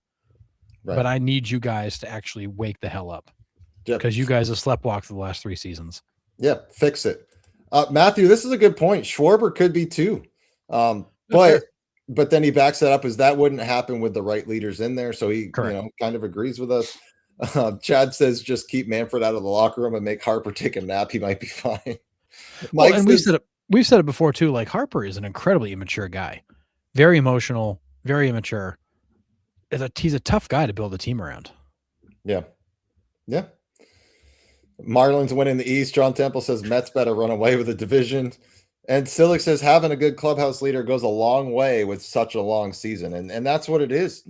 Everybody we've talked to, minor leaguers, major leaguers, it is a grind. We all know it's a grind. 162 games is a lot, right? So you have to have a leader that is positive, upbeat. Yep. You get any type of negativity in there and it just blows up. And that's what we've seen in this clubhouse. Now, I think part of it is Dombrowski's fault. Like, look at the end of last season. Yep. He came out and he said, we might be looking to blow it up. And that probably doesn't go over well with the players, right? Nope. We talked about that in the offseason where it's like, yeah, we got to do something different. When you come out and say that after a playoff loss, that's telling your players like, hey, you guys aren't good enough to get it done. So you're going to blow this thing up. And then when you don't, now you have a whole bunch of disgruntled players coming back in the clubhouse with a manager, the same manager. Like you didn't even shake up the manager to try to get a new breath of whatever they need to get back into the clubhouse. They haven't done anything. They're just the same team that's gonna make the playoffs, get a first round bye, and lose. That's their track record. Atlanta Braves can't stay healthy. The Mets always come one game short of the playoffs, and the Phillies lose in the first series. That's the NL East in a nutshell in the last 5 years. So Yep. that's that. I just if you're gonna come out publicly and say you're gonna shake it up, you better damn well shake it up, or you're gonna have a lot of issues like this. Yeah. And we talked, we saw clubhouses like this with the Red Sox in the late 90s, with the Yankees in the early 2000s. It was the old adage of, 25 guys, 25 cabs. Mm-hmm. These guys all showed up, they played baseball, they didn't really get along, they weren't friendly. They showed up, did a job, went home.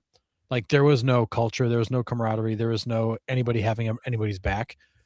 And it sounds like that's what the Phillies are. The Phillies are just a bunch of hired guns that are there to try to go win games, but there's not a culture, there's not an atmosphere that's worth being part of. Thompson is just kind of letting this all play out. Yeah. Just doesn't sound good. It sounds like a team that is destined to continue to put up some good numbers, but they're not going to win anything. Like, if you don't have that everybody pulling in the same direction mentality, you're never going to win at this level. No. Any level, any sport, really. Yeah. I mean, yeah, there are times you can get away on talent alone, but over this long season with that gauntlet of a schedule and those teams ahead of you, no shot. Yep. No shot. Yeah. Nope. Agree. All right. Yasiel Puig is found guilty on obstruction of justice and providing false statements to investigators on illegal sports gambling. He's facing up to 20 years in federal prison. Mike Reed with the Jamie Moyer as the judge. Absolutely nice job. Yeah, so obviously we have Jamie Moyer making the decision here. But what are our thoughts here? I mean, we've kind of known this story has gone, back and forth here. But facing up to 20 years. What are your thoughts on this? I mean, we talked about this when this first broke on the show. Again, another stupid friggin' crime to get involved in, but this is just Puig doing something dumb and then not being willing to own up to it. Because in reality, what they're going after him for, and we talked about that before we went on the show, is the fact that it wasn't that he did it, it's that he tried to hide the fact that he did it and lied about it. If he had just said, "Yeah, I did it," my bad, he would have probably gotten a slap on the wrist and moved on. But instead, he carried this whole friggin' story on. Yeah. And now he's going to get burned for it. And rightfully so, because this is a dude that just had incredible talent, a terrible work ethic, a terrible personality, was an absolute cancer. And he just continues to do stupid stuff. Yeah. Yeah, and that's it, right? I think it's just the perjury that he's getting charged with. It's not the actual being involved with the illegal sports gambling. It's just the perjury part of it. Like, dude, you lied. That's it. So 20 years for lying. Like, crazy. But yeah, and Puig isn't a good dude. Who would have thought? Yeah, and I'm with everybody in the chat, right?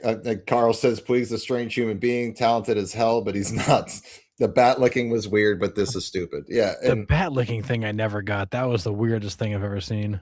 Yeah, I've seen guys smell the bat, like after they foul the ball off, like, smell it. But and Ted Williams used to talk about that. He used to ask guys, like, "Do you smell burning wood when you foul the ball off?" Like, that was his favorite question to ask other hitters. Yeah. Puig was not blessed with good decision making skills. Yeah, 1,000%. But yeah, it catches up with you eventually, man. It does, and we'll find out. I think it's the May 20th, I believe, is the date I saw, or May 26th, something in May, where the sentencing is released. So we'll keep an eye out on that and let you all know, which I'm sure you guys will find out when we do. But crazy. Curtis, I'm not putting that one on, but wow. Yes, I would agree. That escalated quickly. Brick, where'd you get a trident? Oh Oh boy, man. don't get us out of movie quotes. This will go off the rails fast. Yeah, right, for sure. All right, and probably the best giveaway that I've seen ever. The Texas Rangers are doing the bloody shirt replica giveaway. Now, this is Nolan Ryan's actual blood that they're putting on these t-shirts and giving away.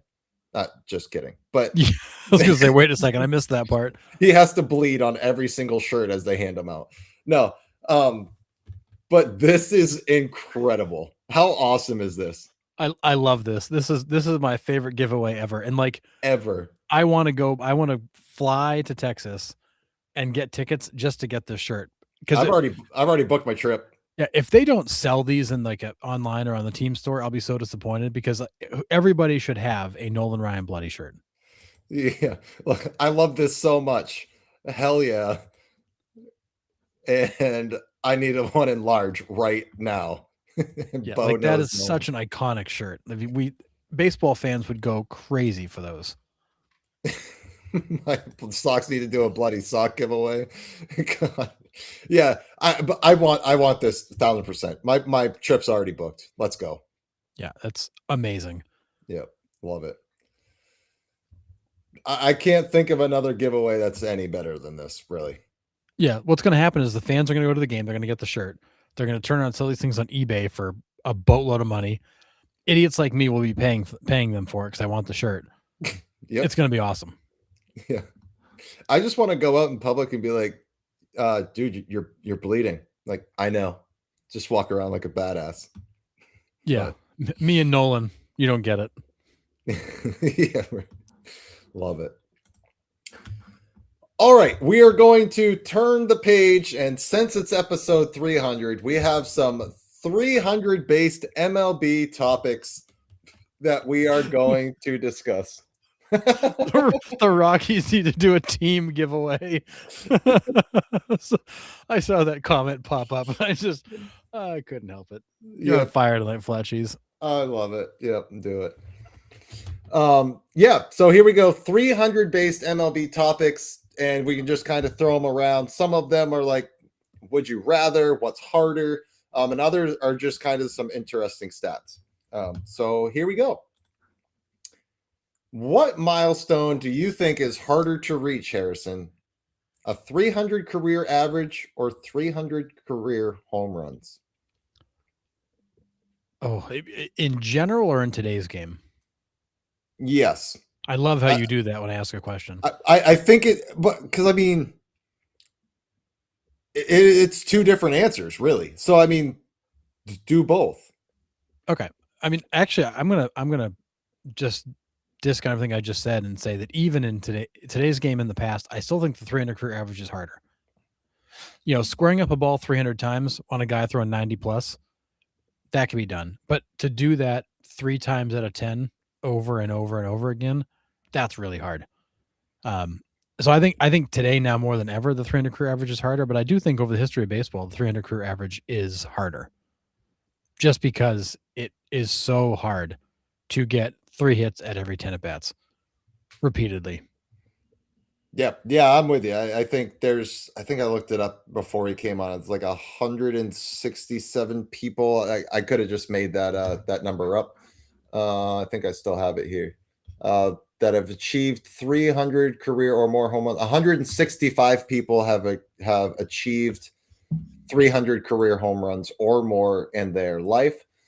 And then batting average, we have, like I said, back in the day, those guys were all hitting 400. But batting averages, especially today, you hitting 300. Look at it. We almost had a batting champ below 300. So 300 in today's game is next to impossible. Yep. But so I'm with you. For today's game, 300 career average, almost impossible to achieve. 300 homers where everybody sits back and drives now, I think is more achievable. And we will talk about it actually later on in the show. So I'm with you.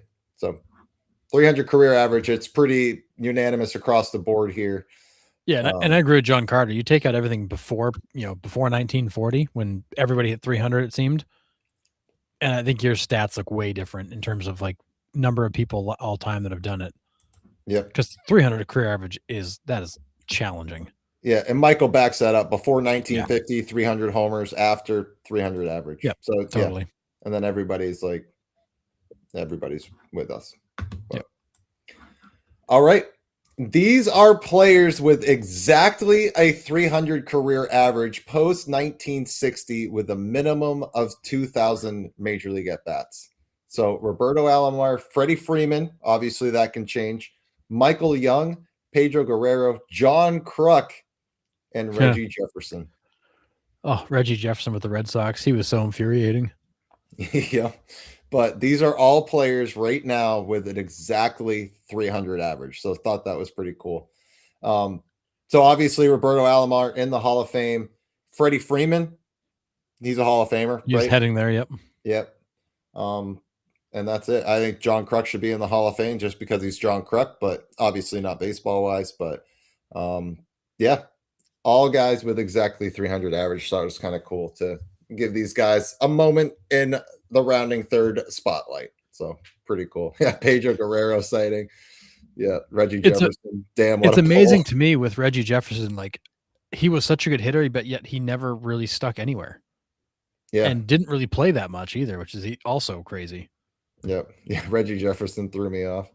Yeah, that was a name too, where it was like, I went back to StatHead and I was like, am I doing this filter correctly? Yeah, did I miss something? Yeah.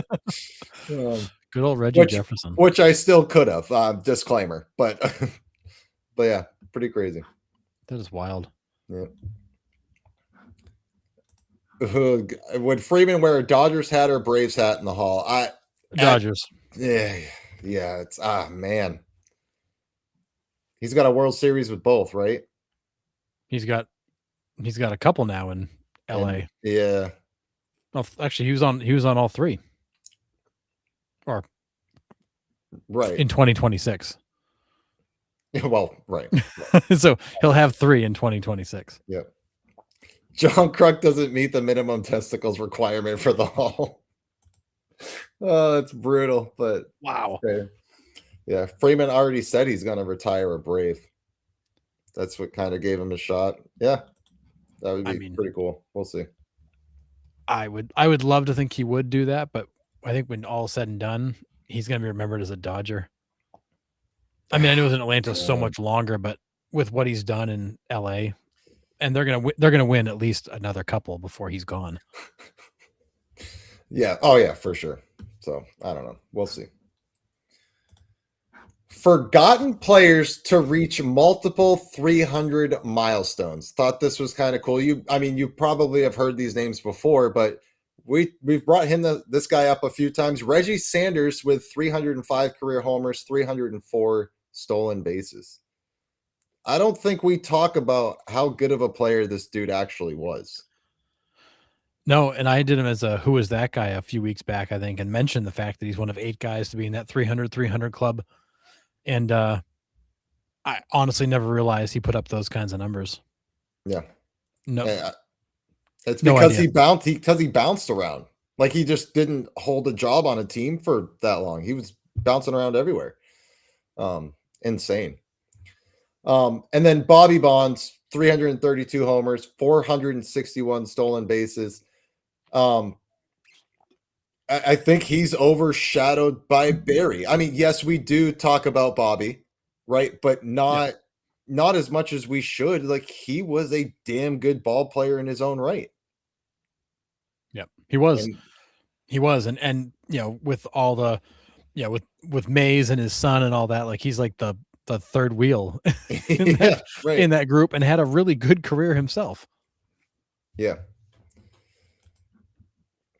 Yeah, Reggie Sanders was another guy who never stayed in one place, played for 7 different teams, 7 straight seasons. Yeah, that's crazy. Curtis, forgotten gems, Sanders and Finley for sure. Yeah, and Sanders was a quiet killer. Yeah, I agree with you guys. That's why I kind of put him in here. Steve Finley, Mr. NL West. Yeah, and that's the other thing is Steve Finley, 304 home runs career. I don't think people realize he had 300 home runs, and then 320 stolen bases. So he had the wheels too. Played for every team. He was good everywhere he played. Mm-hmm. Yep. played a great center field.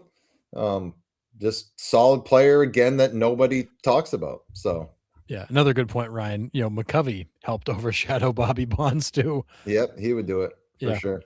yeah. So many, it just kind of gets forgotten about. Yep, I used to absolutely. draft. I used to draft Reggie Sanders. You had to mail in your fantasy lineup. That's awesome. That's amazing. That's crazy. Yeah, so I just thought those three players deserve to get a little recognition here because Absolutely. they put up careers that we could only dream of, and we just don't talk about them like we should.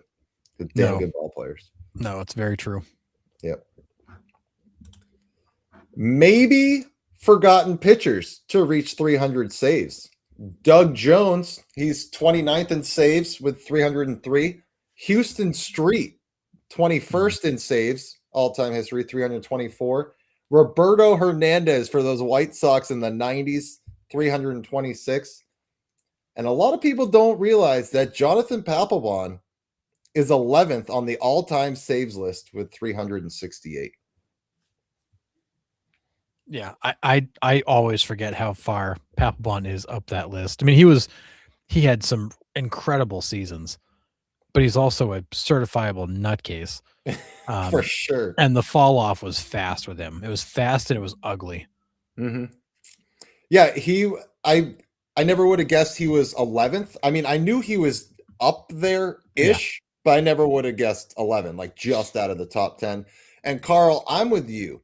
And I think it's because for me personally, being on the East Coast, Houston Street was West Coast and that's it. It was Oakland, Colorado, and Anaheim, I think, Yes, I were think his that's three right. teams. So I just never saw Houston Street. Obviously heard because he was a big name coming out of college. Yep. Um, and he was locking down games for all those teams out there. It just kind of shocked me that he had piled up 324 in his career. Yeah, Oakland, Anaheim, Colorado, San Diego. Oh, Padres. I never would have put the Padres in that. Yeah, he was there for 3 years. Wow. All right. Again, but West Coast, we just didn't have a chance to watch him. Yeah, it was all West Coast and a guy that didn't have a super long career and just kind of gets forgotten about. He was out of baseball by 33. Yeah.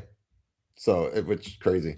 Yeah, and Ryan, this was my thought process when I was doing this slide was, it's a pile of great closers that we never think about, we never talk about. Um Doug Jones is on the border for me. Obviously, I know who he is, but I didn't get to appreciate his career as much as I did the other three because I saw them. But I just thought this was a pretty cool thing to throw together because these are guys again that we don't talk about as much and should get some recognition. Yeah, I mean Doug Jones, his peak was in the late 80s, early 90s when we were little kids.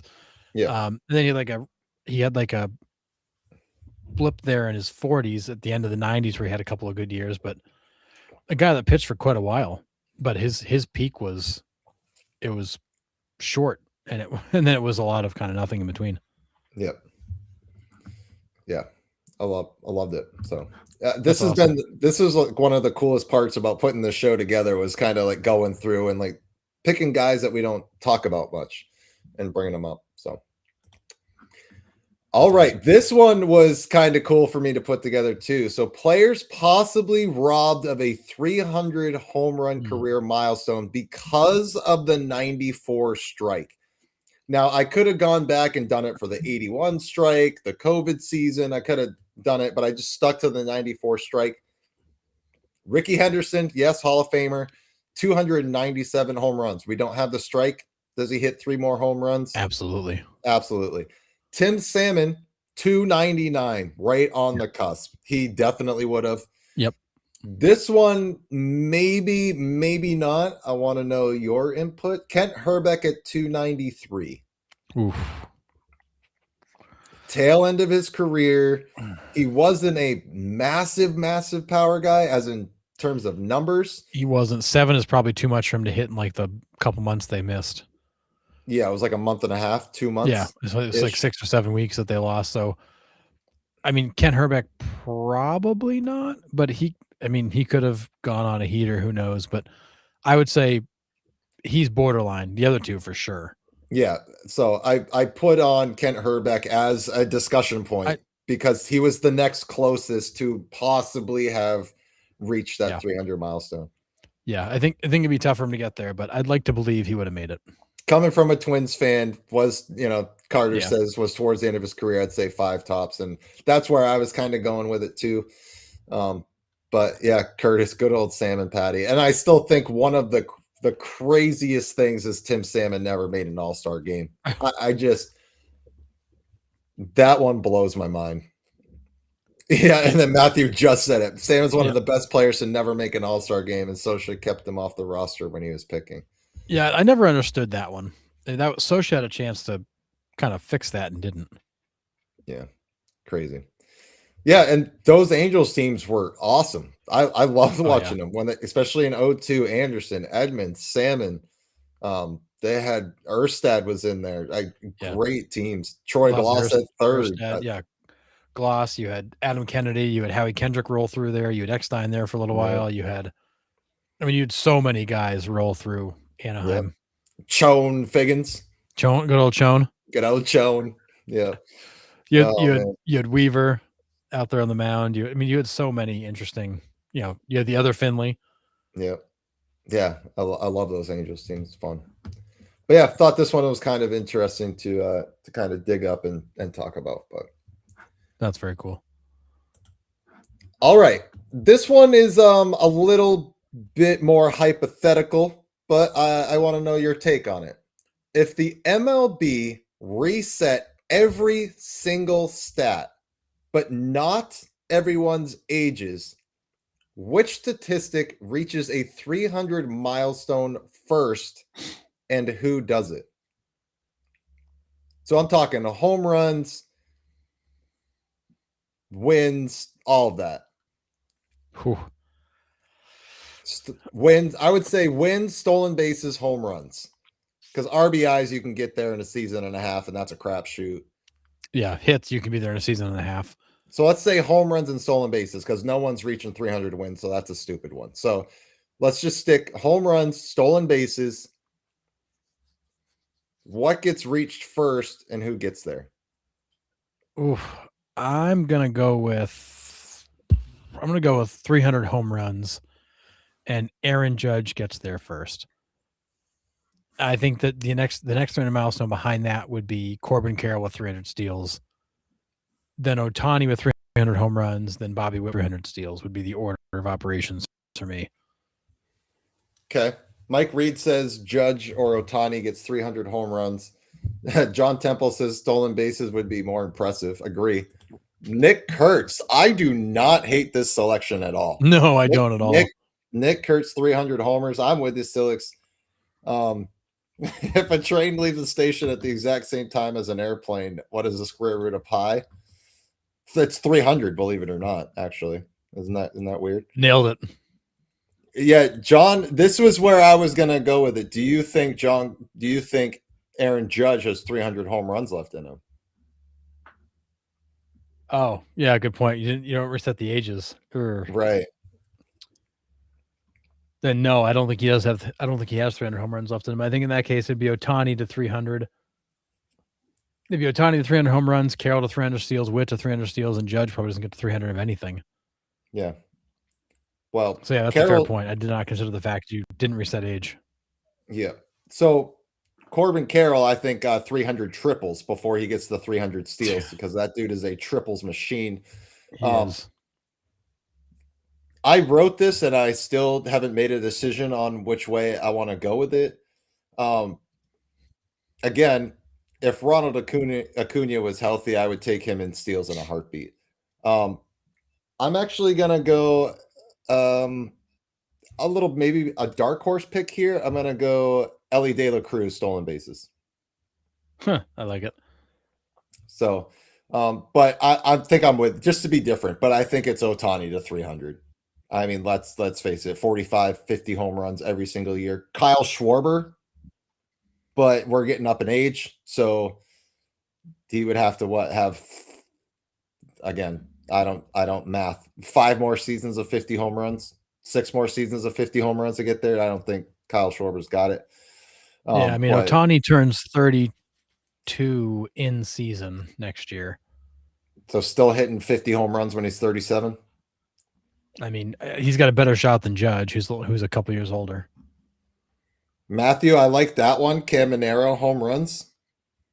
Yeah. Did you mean blown saves, Carl, for Devin Williams? Yeah. Yeah. Oh, John's with me. Ellie and Steals. All right. So yeah. It might also be Ellie in errors. Well, that's also fair. That's also fair. Big dumper, yeah. Seattle Mariners fan checking in. John Temple, Cal Raleigh to what? 300 steals? Is that where you're going with, John Temple, for big dumper? Oh yeah. No. Yeah. So I don't know. I just thought this one was kind of a cool hypothetical throw it around. A lot of guys could get to a 300 milestone. I think Bobby Witt. I mean, that dude's ridiculous. He's a freak. Yeah. I mean, I don't think quite has the power to reach 300 first. No. But if he's right, he can steal some bags too. So Sure can. Rocky's 300 losses. Yeah. So I don't know. Scane's 300 no decisions. Yeah, I mean, that's fair as well. Paul Skeens may go down as one of the greatest what ifs ever. If he was just on a team that didn't suck for the first few years of his career, could he have won 300 games? Ugh, dude, it's brutal. It's really 300 brutal. errors, Colorado Rockies. That might be the Red Sox with 300 errors. Yeah, easy. Marcelo Zuna, 300 triples and 300 steals. Yeah. I mean, if Mark Reynolds was still playing, I'd say 300 strikeouts. So, I mean, James Wood, yeah. Elliot and the Cruz, those guys might make a run of 300 Ks. Man. Yeah, what was it? The trivia question I had last week, James Wood, 221 strikeouts. 221, I believe, season. yeah. He's now third all-time single season. Yeah. Wild. As a rookie. Yeah. Crazy. All right. Next. Will all of these players reach 300 home runs this year, Harrison? Marcelo Zuna's at 296. George Springer's at 293. Mookie Betts is at 291. Matt Olson at 288. Jose Ramirez at 285. Ohtani's at 280. Lindor is at 279. And then Pete Alonso's at 264. I mean, my gut reaction is that, although I will say that with the hamate, Lindor won't make it this year. That's one of the biggest effects of the hamate is the lingering loss of power, because it's a loss of grip strength and bat control. So I would say everybody in that list makes the 300 this year, but Lindor probably doesn't. You're going to see his power drop. Yep. So Alonso, I think Pete hits 40 and it easily hits 40 in Baltimore. Yeah, I'm with you. Matt Olson definitely will get there. That guy never steps off the field. Jose Ramirez is good for 40-40 every year, just about. Ohtani can do that. Pencil it in now. Yep, Ohtani can get there in his sleep. So yeah, he'll be there by the All-Star break. Mm-hmm. If not, so yeah, I think I'm with you. I mean, George Springer is also another injury possibility. Yeah. We don't know, but I mean, it's 7. I think George Springer can get to 7. Yeah. Lindor's the big question mark for me now that, with the hand injury. But yeah, I think Pete was the true borderline. And I think the next closest was like Altuve at 245. And there's no way he's putting up a 55 home run season. So no, not happen. But yeah, so I think Lindor and Pete are kind of the borderline question marks here. But this would be kind of cool. You got 8 guys that could possibly reach a 300 milestone this year. That's amazing. Yeah, it's a lot. So that is pretty cool. It's a lot all in one shot. Well, that was my question, Ryan, when I was doing this, and I was like, man, like there's 8 guys really close. Is this the most ever? It could be. I didn't filter it year by year, but it's the most that I can remember in quite some time. It seems like a lot to reach like one singular milestone. Like these guys are just going for 300 homers. We've had a bunch of different milestones be reached throughout the year. Oh, Like yeah. 200 wins, 400 homers, 1,000 RBIs, 2,000 hits, like all that stuff. But all going for the same milestone. This is pretty cool. Yeah, it's kind of wild. So we'll see. That is a lot. It is And a this lot. is I tend to agree with you on this one, Solix. I think that I wouldn't be surprised in Camden Yards in that lineup if Pete is healthy. That dude could easily hit 50 plus. I mean, that ballpark, the ball carries, which is why they move the walls out.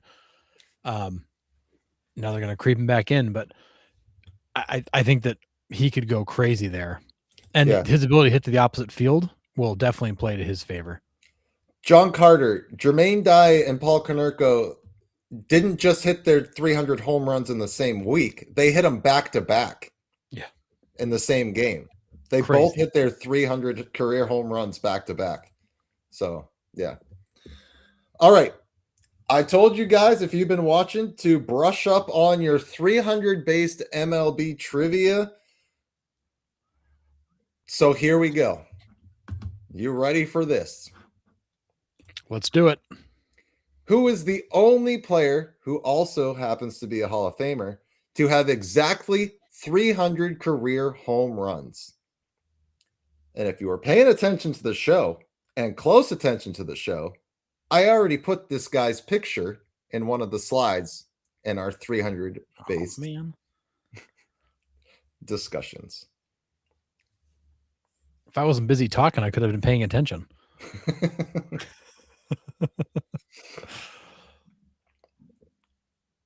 Al Simmons, a great guess, not him. Exactly 300 home runs. Mm-hmm. So old-timey, obviously, with the Philadelphia A's here. Yeah, going back a ways. Yep. Played for the A's, the Cubs, back to Philly, Pittsburgh for a year, then back to Philly. From 28 till 44.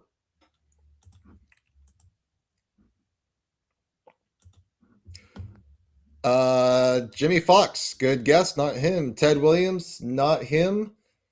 It is indeed Chuck Klein. Oh, okay. Nice job, Joseph Greer. Yes, Chuck Klein. Judging by the stance and the A's logo, it's someone with a nickname like Slappy Joe. Yeah, not quite. I mean, it could have been. This is actually High Pockets McGee. Yeah, right. All right. Which two pitchers are the only players to achieve exactly 300 career wins? And I think you can get both of these guys. I know one of them for sure. I can't remember who the other one is. He has an appropriate last name. I'll just put it that way. Oh.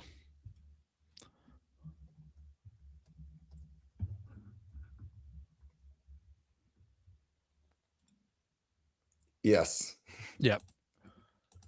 Yep. Lefty Grove is one. Nice job, Yeah. Carl. I knew Lefty right out of the gate.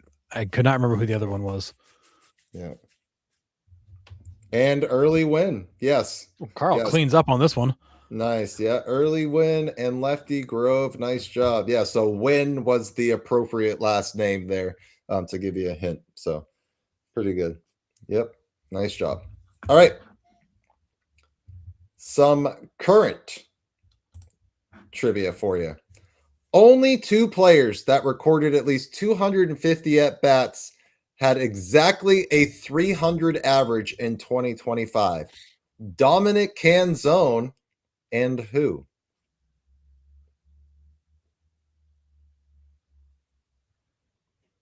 I wanted to say Aranda, but that's not Aranda. Not Jonathan Aranda. Oh, I know who that is.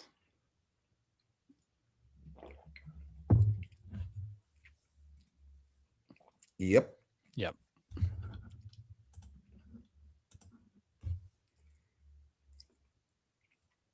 I mean, this guy's been a hit machine for the Rays. Not a Rosarina. He's not on the Rays. Hard to remember anymore. who's still there. Yeah, right. Yes, it is Yandy Diaz. Nice job. And Matthew got it So too. Matthew Yep. right behind him. Yep. Nice job. Yandy Diaz is correct. Nice work.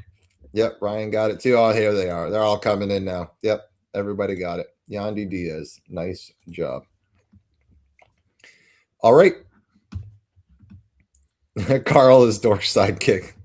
Love it. All right. 3 players in MLB history have recorded exactly 300 strikeouts in a single season. Justin Verlander in 2019, Max Scherzer in 2018, and what pitcher in 1998? This silhouette's almost a dead giveaway. Yeah. Yeah, the silhouette is like, boom, I know that one. Mm-hmm. Yep. Carl, right on it. Kurt Schilling, 1000%. Nice work. Yeah, if you've watched Kurt Schilling, his delivery didn't change ever. No, he had the exact same mechanics from day one to his final outing. Yep. So, yep, everybody got that. John Carter Schilling, nice job. Yep. All right. I got 2 more for you. So here we go.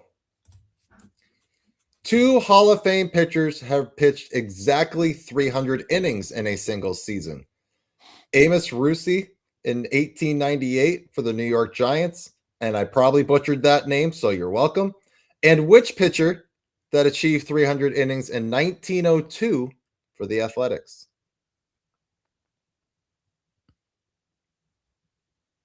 It's probably Amos Russi, right? Russi? With one S, I would think it would be more like Rusi. Oh, okay. Maybe I said it right. I don't know. Rube Waddle is a good guess. It is not him. Not Fingers. It's not High Pockets Kelly or McGee. That's a great guess. Taking my answers, Ryan?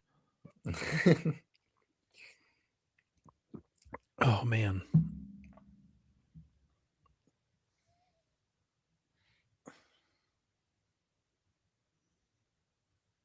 Come on, where's Forrest with his cape? Joseph's got it. Eddie Plank is correct. Jeez. Nice. And Joseph is Baseball History Dork 2.0. In all caps. Yeah, Joseph's baseball knowledge is pretty insane too. So all of you guys are. It's impressive for sure. But yeah, Eddie Plank is correct. Saggy Pants Smith, Turd Ferguson. Celebrity Jeopardy, there's nothing better than it. There's no, oh my God. No. A Petit Déjeuner, that's just a French category, so we're just going to skip it. Anal bum cover.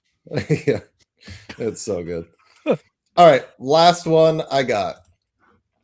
There are 2 players that are the last of the 300 club, meaning they missed 400 home runs by a single home run. Al Kaline with 399 and who? Also with 399, obviously. I mean, so a Rocky. So this is clearly more current than. He also played for other teams as well, but I picture this guy as a Rocky.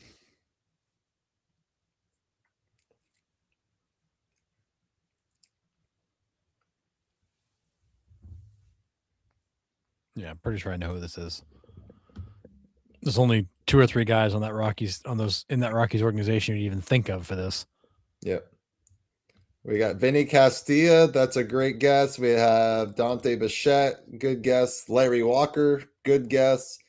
It is indeed the big cat, Andre Scalaraga. Nice job. We got John Carter. Got it. Got that one right away. John Carter was like in before you were done reading. Mike Reed, Joseph. Yeah, John Temple. Nice job. And Curtis. Nice job. Yeah, he's tiny here. And then later in his career, like especially with the Braves, he bulked up a little bit. But yeah, Andre Scalaraga. So that is what I had for trivia. And again, before we open it up to you guys, I just again wanted to say thank you for making this show what it is. I I know I say it at the end of every show, but you guys is what makes this not feel like work to us. I enjoy doing it. I love putting the content together. I love the discussions it sparks. Um, I even love the criticism we get in the comments on our reels sometimes. It's fun to deal with those naysayers, but and we're not perfect, right? And I'm the first to admit when we make a mistake on a reel, on a trivia question. We strive to be better, but we can't thank you enough for the support that you have shown us and the loyalty to us. Honestly, like I said a couple shows ago, it blows my mind that you guys come twice a week and sit and watch us for 2 and 2.5 hours sometimes. Like I understand, like we're an investment and you guys do it, and I love that. Um, it it's a great feeling to provide a space that you guys feel comfortable that you can do that. So thank you, thank you, thank you. I hope this episode was just as fun for you guys as it was for us to put together. So um, again, can't thank you enough. Really appreciate it. Yeah, it's incredible. Really is incredible.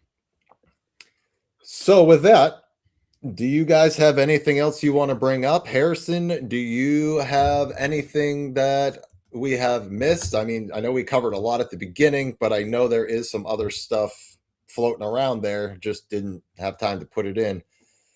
What do you got? Well, I got a couple of things here. One is there's been a lot of confusion around with fans about MLB TV and ESPN. So you can Oh still yeah. get MLB TV direct. You can also get MLB TV through ESPN. That's part of MLB's new agreement with them, which has got people confused. I have to buy ESPN Unlimited or ESPN plus MLB TV. So there's been a lot of news coming out to try to resolve that. I'll drop a link to an article in chat, but it's interesting because MLB is trying to make MLB TV more accessible, and by piggybacking it with ESPN, they think they can reach more people. Um, However, it's getting people a little confused with what they're actually getting. So if you get it directly through MLB TV, you can keep doing that. If you get it free through T-Mobile, like Nick and I, you can keep doing that. But it will also be an option to add on to your ESPN Plus. Hmm. So you do have to buy ESPN and then MLB TV on top of it. You can't just buy MLB TV separate. Through ESPN, no. It sounds like you have to be you have to marry the two. Is it discounted? Because that would be stupid. I'd just go and buy MLB TV separate. Yeah, Like, exactly. It looks like I guess not knowing the pricing from MLB TV directly yet. It looks like it's $134.99 if you're a current ESPN Unlimited subscriber, which I think is cheaper than you would get it direct. But I don't think all that's been worked out quite yet. But it is now an add-on to ESPN. Interesting. So Yeah, flat cheese. I always admit that I don't math, so I know, but I just 35 was a round number. I know it's actually like 36 and change or whatever, but yeah, I thought 35 was the round number. That's why I went with it. But Ryan, I'm done complaining about my blackouts ever since you told me this. This shouldn't be allowed to happen. that's wild. Like, just pick a market to be blacked out of. One. Just pick one. To be blacked out of 8 or 9 is ridiculous. Half the league. I mean, on a nightly basis, that's half the league's games you can't watch. That's more than half. That's 18 teams you're blacked out of. It's crazy. Wild. I don't know. Wild. So yeah, that's interesting. And then Olympics. So MLB is apparently is close to getting an agreement together to allow players to play in the 2028 Olympics. But in the meantime, Casey Wasserman, who's a talent agent out in that area, who's been part of this LA 28 group to bring the Olympics, was in the Epstein files. So this whole thing is the whole LA Olympic Committee is kind of blowing up. But MLB is pushing forward with trying to get a deal done to get MLB players into the 2028 Olympics. So they most likely would have a 2-week work stoppage, kind of like the NHL is right now as they go play Olympic hockey, would be my guess. It sounds like that is what it sounds like what Manfred is saying is they want to first create an agreement to get players into the Olympics, and then they'll back into how to make it work.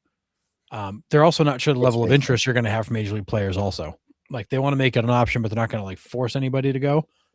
They're not sure what level of interest MLB players will have. Well, if we still don't have baseball by 2028, they might want to. So I don't know. And They'll have banana ball players at that point. well, facts. But I don't know. I could give or take the Olympics. Like I love watching them. I've been watching the Olympics pretty regularly here. But baseball in the Olympics, like okay. Like I watch the Olympics for the obscure sports that I don't get to watch all the time. Yeah. Right. I love curling. I watch the figure skating. I watch the ski jumping, the luge, skeleton. Like I get to see baseball all the time at the highest level in the world constantly. Like I don't necessarily need to see it at the Olympics. Would it be cool? Sure. But that's what we're getting with the WBC in a month pretty much. So I could give or take the Olympics or baseball in the Olympics, I should say. Yep. But yeah. Yeah. So they are moving towards it. Could you imagine if they I mean, there's a lot of baseball fans that are on your side on that one. 1,000%. Because I But think that there's a lot of there's good and bad. But could you imagine if they roll out this WBC USA team into the Olympics, what that would look like? no. No, bloodbath again. Oh my god, like that would be crazy. Yeah. But then again, like, how do you qualify for the Olympics in baseball? Like, how would they do? Because I mean, all these other Olympians right. have to qualify. How does that work? Do you have your college kids just go play the qualifiers and be like, oh yeah, we'll just take your roster spots when the Olympics come up? Like, I don't know how that's gonna. I don't know how that's gonna work. I'm pretty sure MLB says, "Hey, would it be okay if we showed up with Scooble and Skeens?" They're gonna be like, you know what? Just skip the qualifier. Just show up for the just show up for the I mean, event. fair. That's fair. It almost doesn't matter at Um, that point. yeah. I do want to bring this up. This isn't news, but this was really cool. So, Highlights from Low Life is another like podcast baseball page. Like they're a sports page, but he put this on our Rounding Third trivia page that or group that we've been kind of putting all our trivia to. And this was actually pretty cool. Can you name like the all-time list? He posted the results, but there was a certain amount of African American left-handed pitchers. And he had the comment section trying to list them. And like guys like Aroldis Chapman don't count because he's Cuban. Like Oh, he has to be African man, American. Yeah, that could be so hard. it's on our baseball trivia group page. So check that out. It was really cool, and it was cool to I put Arthur Rhodes. Arthur Rhodes just like popped into my head and put him down. But there were some names in there. I was like, oh yeah, duh, of course. Um, Wow. but yeah, check that out. That was a great post. So thanks for that highlights. It was incredible. Yeah, we got Darren Oliver, Vida Blue already Darren, popping up in chat. yep. So yeah, there was some great ones. Let's see if I can That's find it awesome. real quick. But yeah. What else you guys got? You got anything else, Harrison? MLB officially approved. Let's see. It is Phil. Is it Phil? Phil Castellini taking over for his father Bob. In terms of the ownership seat for the Reds, this was announced back in 2024, but it's got to go through all the league protocols and all that and be accepted and approved. So, either way, the transfer of power from father to son has happened in Cincinnati, and he's now acknowledged by the league as a new owner. That's also been part of the change in direction for the Reds. Is that as Bob has stepped aside, his son, who's younger and more ambitious and wants to build a winner, is taking the reins, and they're trying to do some more stuff there. So, interesting changing of the guard for the Reds, who Bob's been in control since 2006, I believe. So, a formality, but an important one as the Reds transition the power. Yep. Oh, so there's 49 players in the history of the league. I just pulled up pulled up the list. It was pretty cool. But yeah, check that out on our rounding third trivia group. Pretty Yeah, we cool. got D Ken Train. Hill, Dontrell. Ken Hill was righty. Dontrell. Oh yeah, that's right. Ken Hill was right-handed. But yeah, pretty Might dang have awesome. might have had a run at a 20-win season in the Cy Young in '94. Yep. Yeah, we touched on the Castellanos thing, John. What's next for him? We didn't really talk about what's next, but does a team like the Pirates, like the Rockies, give him a shot? I mean, it was already rumored that the Marlins were interested in seeing what his availability might be and what his interest might be because he'd be a good right-handed bat to plug in for them to give him some experience in the outfield. Castellanos has been a pretty average player for the last several years. He doesn't bring a lot to the table. He's defensively, he's about as bad as they get. The guy can still hit. Somebody's going to give him a shot. Yeah. I think so too, but it is going to be one of those teams that just needs a filler. I just I don't know. The way he left Philly is very public. If we know about it, it's very public. Yeah. So, do teams take a shot on that? Do they want that possibly in their clubhouse? I don't know. I mean, we were sitting here waiting for Framber Valdez to sign because of everything that he's done. So, our team's almost trying to stay away from that. I mean, hate to bring this name up again, but that's why Trevor Bauer couldn't get a job again. It wasn't necessarily the Chargers off the field that, turned out to be whatever they were. It was the fact that he had talked himself out of the league before that, pretty much. The circus that he brought. Yeah, and teams just didn't want to deal with that. Our team's done with the unprofessionalism, if you will. Maybe it could be part of it. Like I can find somebody cheaper and quieter. So I'm going to go that way. So. Yeah, but I could see somebody taking a flyer on him, but he's not going to have a lot of options. He'll be a Met. Seems fitting. The Angels need some more toxicity. I mean, Silic says Marlins, Nationals, Rays, or team that isn't going anywhere. Better off as a DH. I agree. Nationals is also another great choice, Curtis. Somebody that just needs an extra bat. They need a bat. Field, and that's it. Joseph, I'm cheap and quiet. Yeah, I'd take me league minimum to just keep my mouth shut for 162 games. Heck, I'll even just sit on the bench. Go play catch with the right fielder between innings. That's it. Absolutely. For league minimum, sure, I'll be there. Yep. But yeah, and John Temple, we're with you. I think nobody wants to deal with that anymore. I think teams are pretty much done dealing with the off the field circus because look what it has done to the Phillies clubhouse. I keep bringing that up, but you don't want any of that in your clubhouse. And the sooner you get rid of it, the better off your team is. Another Pirate upgrade, possibly. I don't know. I mean, the flip side of this whole thing is, are you going to get a gentler, kinder Castellanos who's trying to prove he's not the jerk he was made out to be?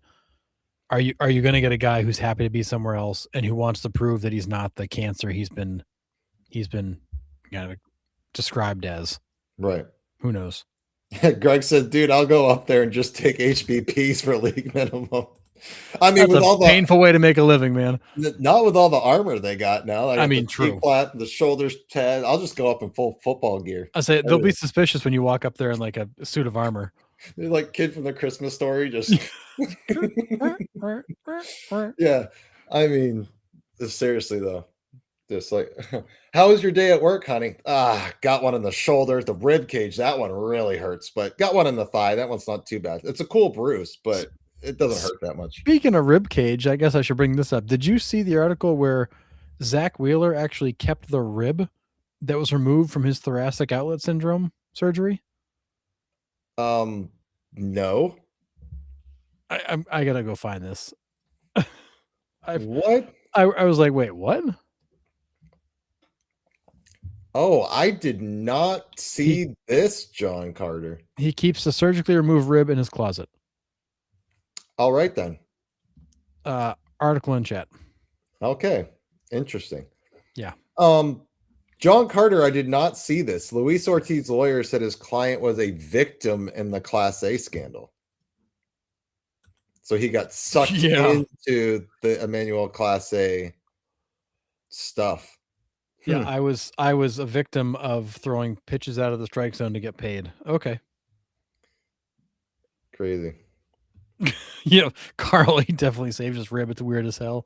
Yeah, that's Yeah. kind of weird. Yeah. Weird. Yeah, that whole Class A Ortiz mess. I don't even know what the jail time and stuff's gonna look like out of that.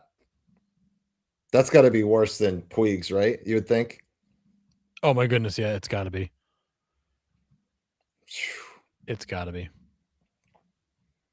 I don't even know what that's going to look like because it every time they release more information, it just gets worse and worse.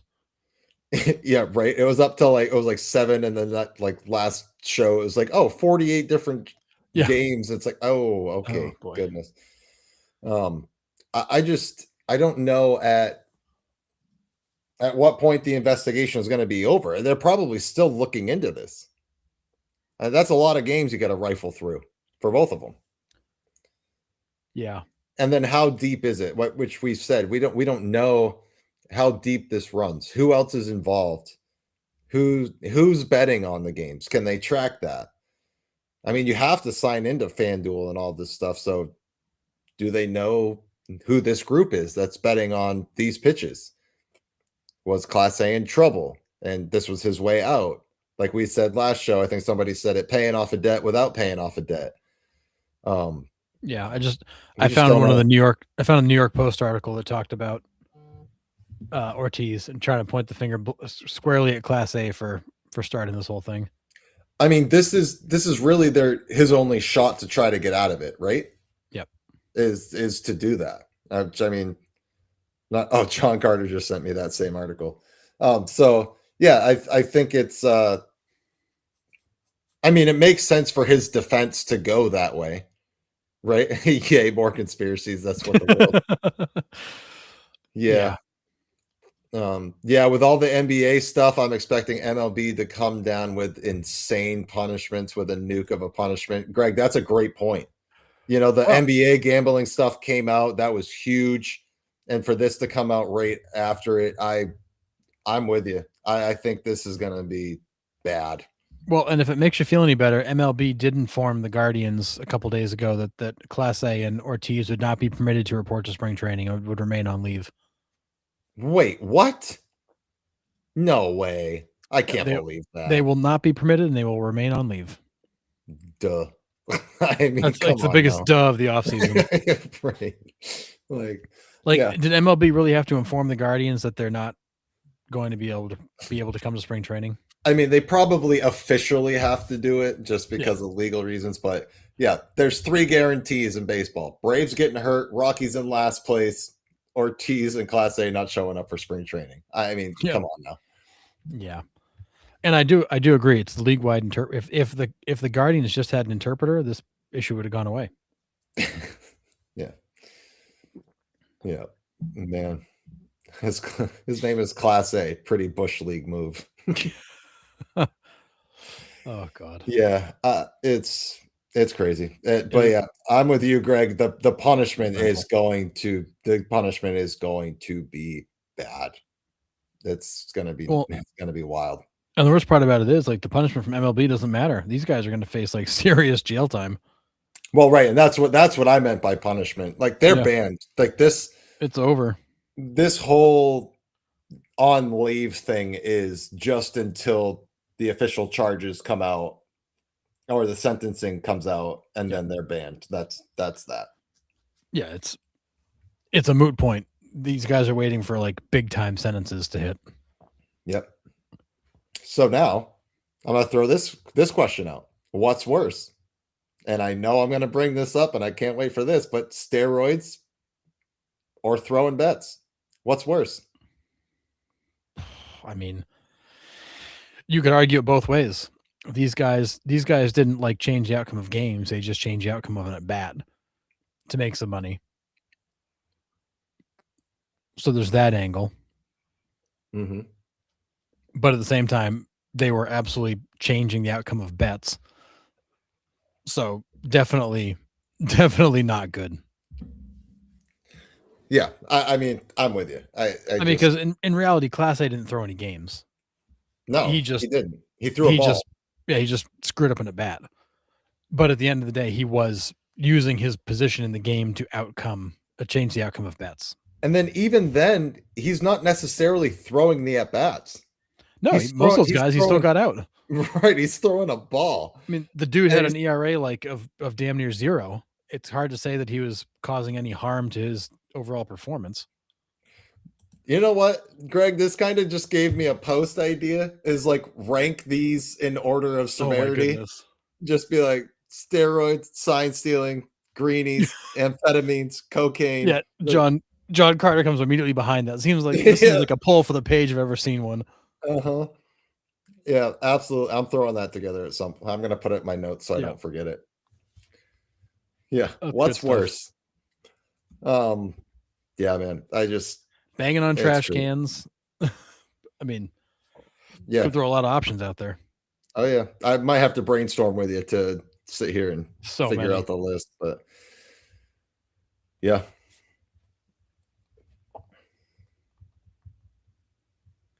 But yeah. Anything else? No, that's it for me. All right. We have got pitchers and catchers have reported. Live at bats have started.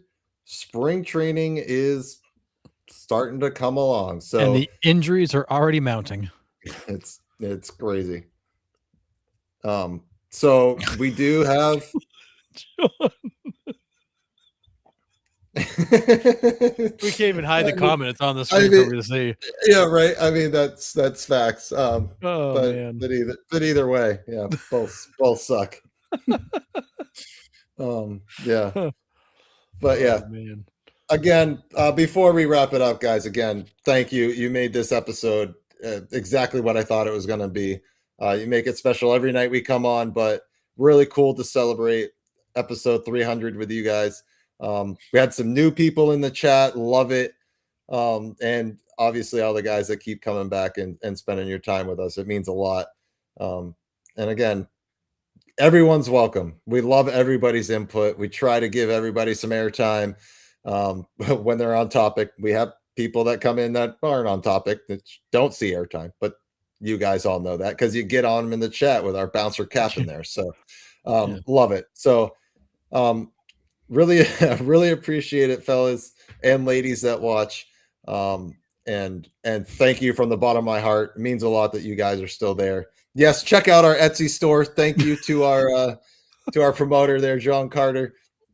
He works really hard for $0 a week to help promote us. But yeah, check out our Etsy store. We're still working on getting new shirts and stuff on there, but check us out there.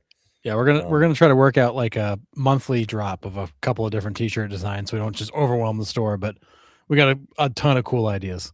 Yeah, so check that out. Again, really, really appreciate it. Everything that you guys do for us and continue to do for us. And we will be back on Thursday night. And to just kind of put it in your heads, on February 22nd, which is a Sunday, we are getting together a whole bunch of, I'm calling it the community of baseball creators, if you will.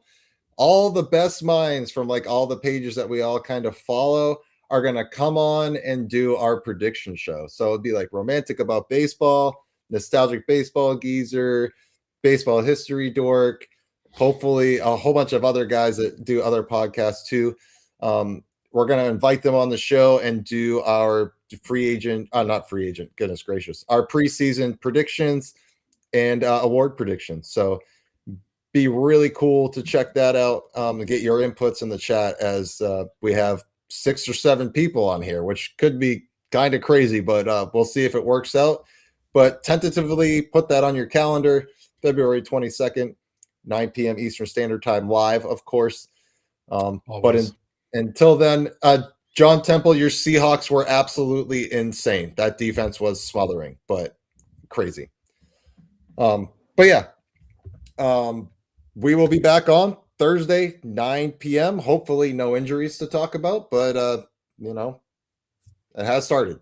So I'm sure we'll put the Braves starting 25 on here on Thursday. So we'll At talk least the about starting rotation.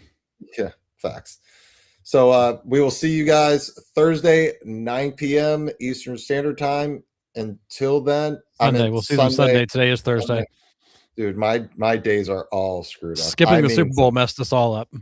Yeah. So yes, Sunday, 9 p.m. Eastern Standard Time. Have a good, safe weekend. We will see y'all then. Thanks a bunch. See ya.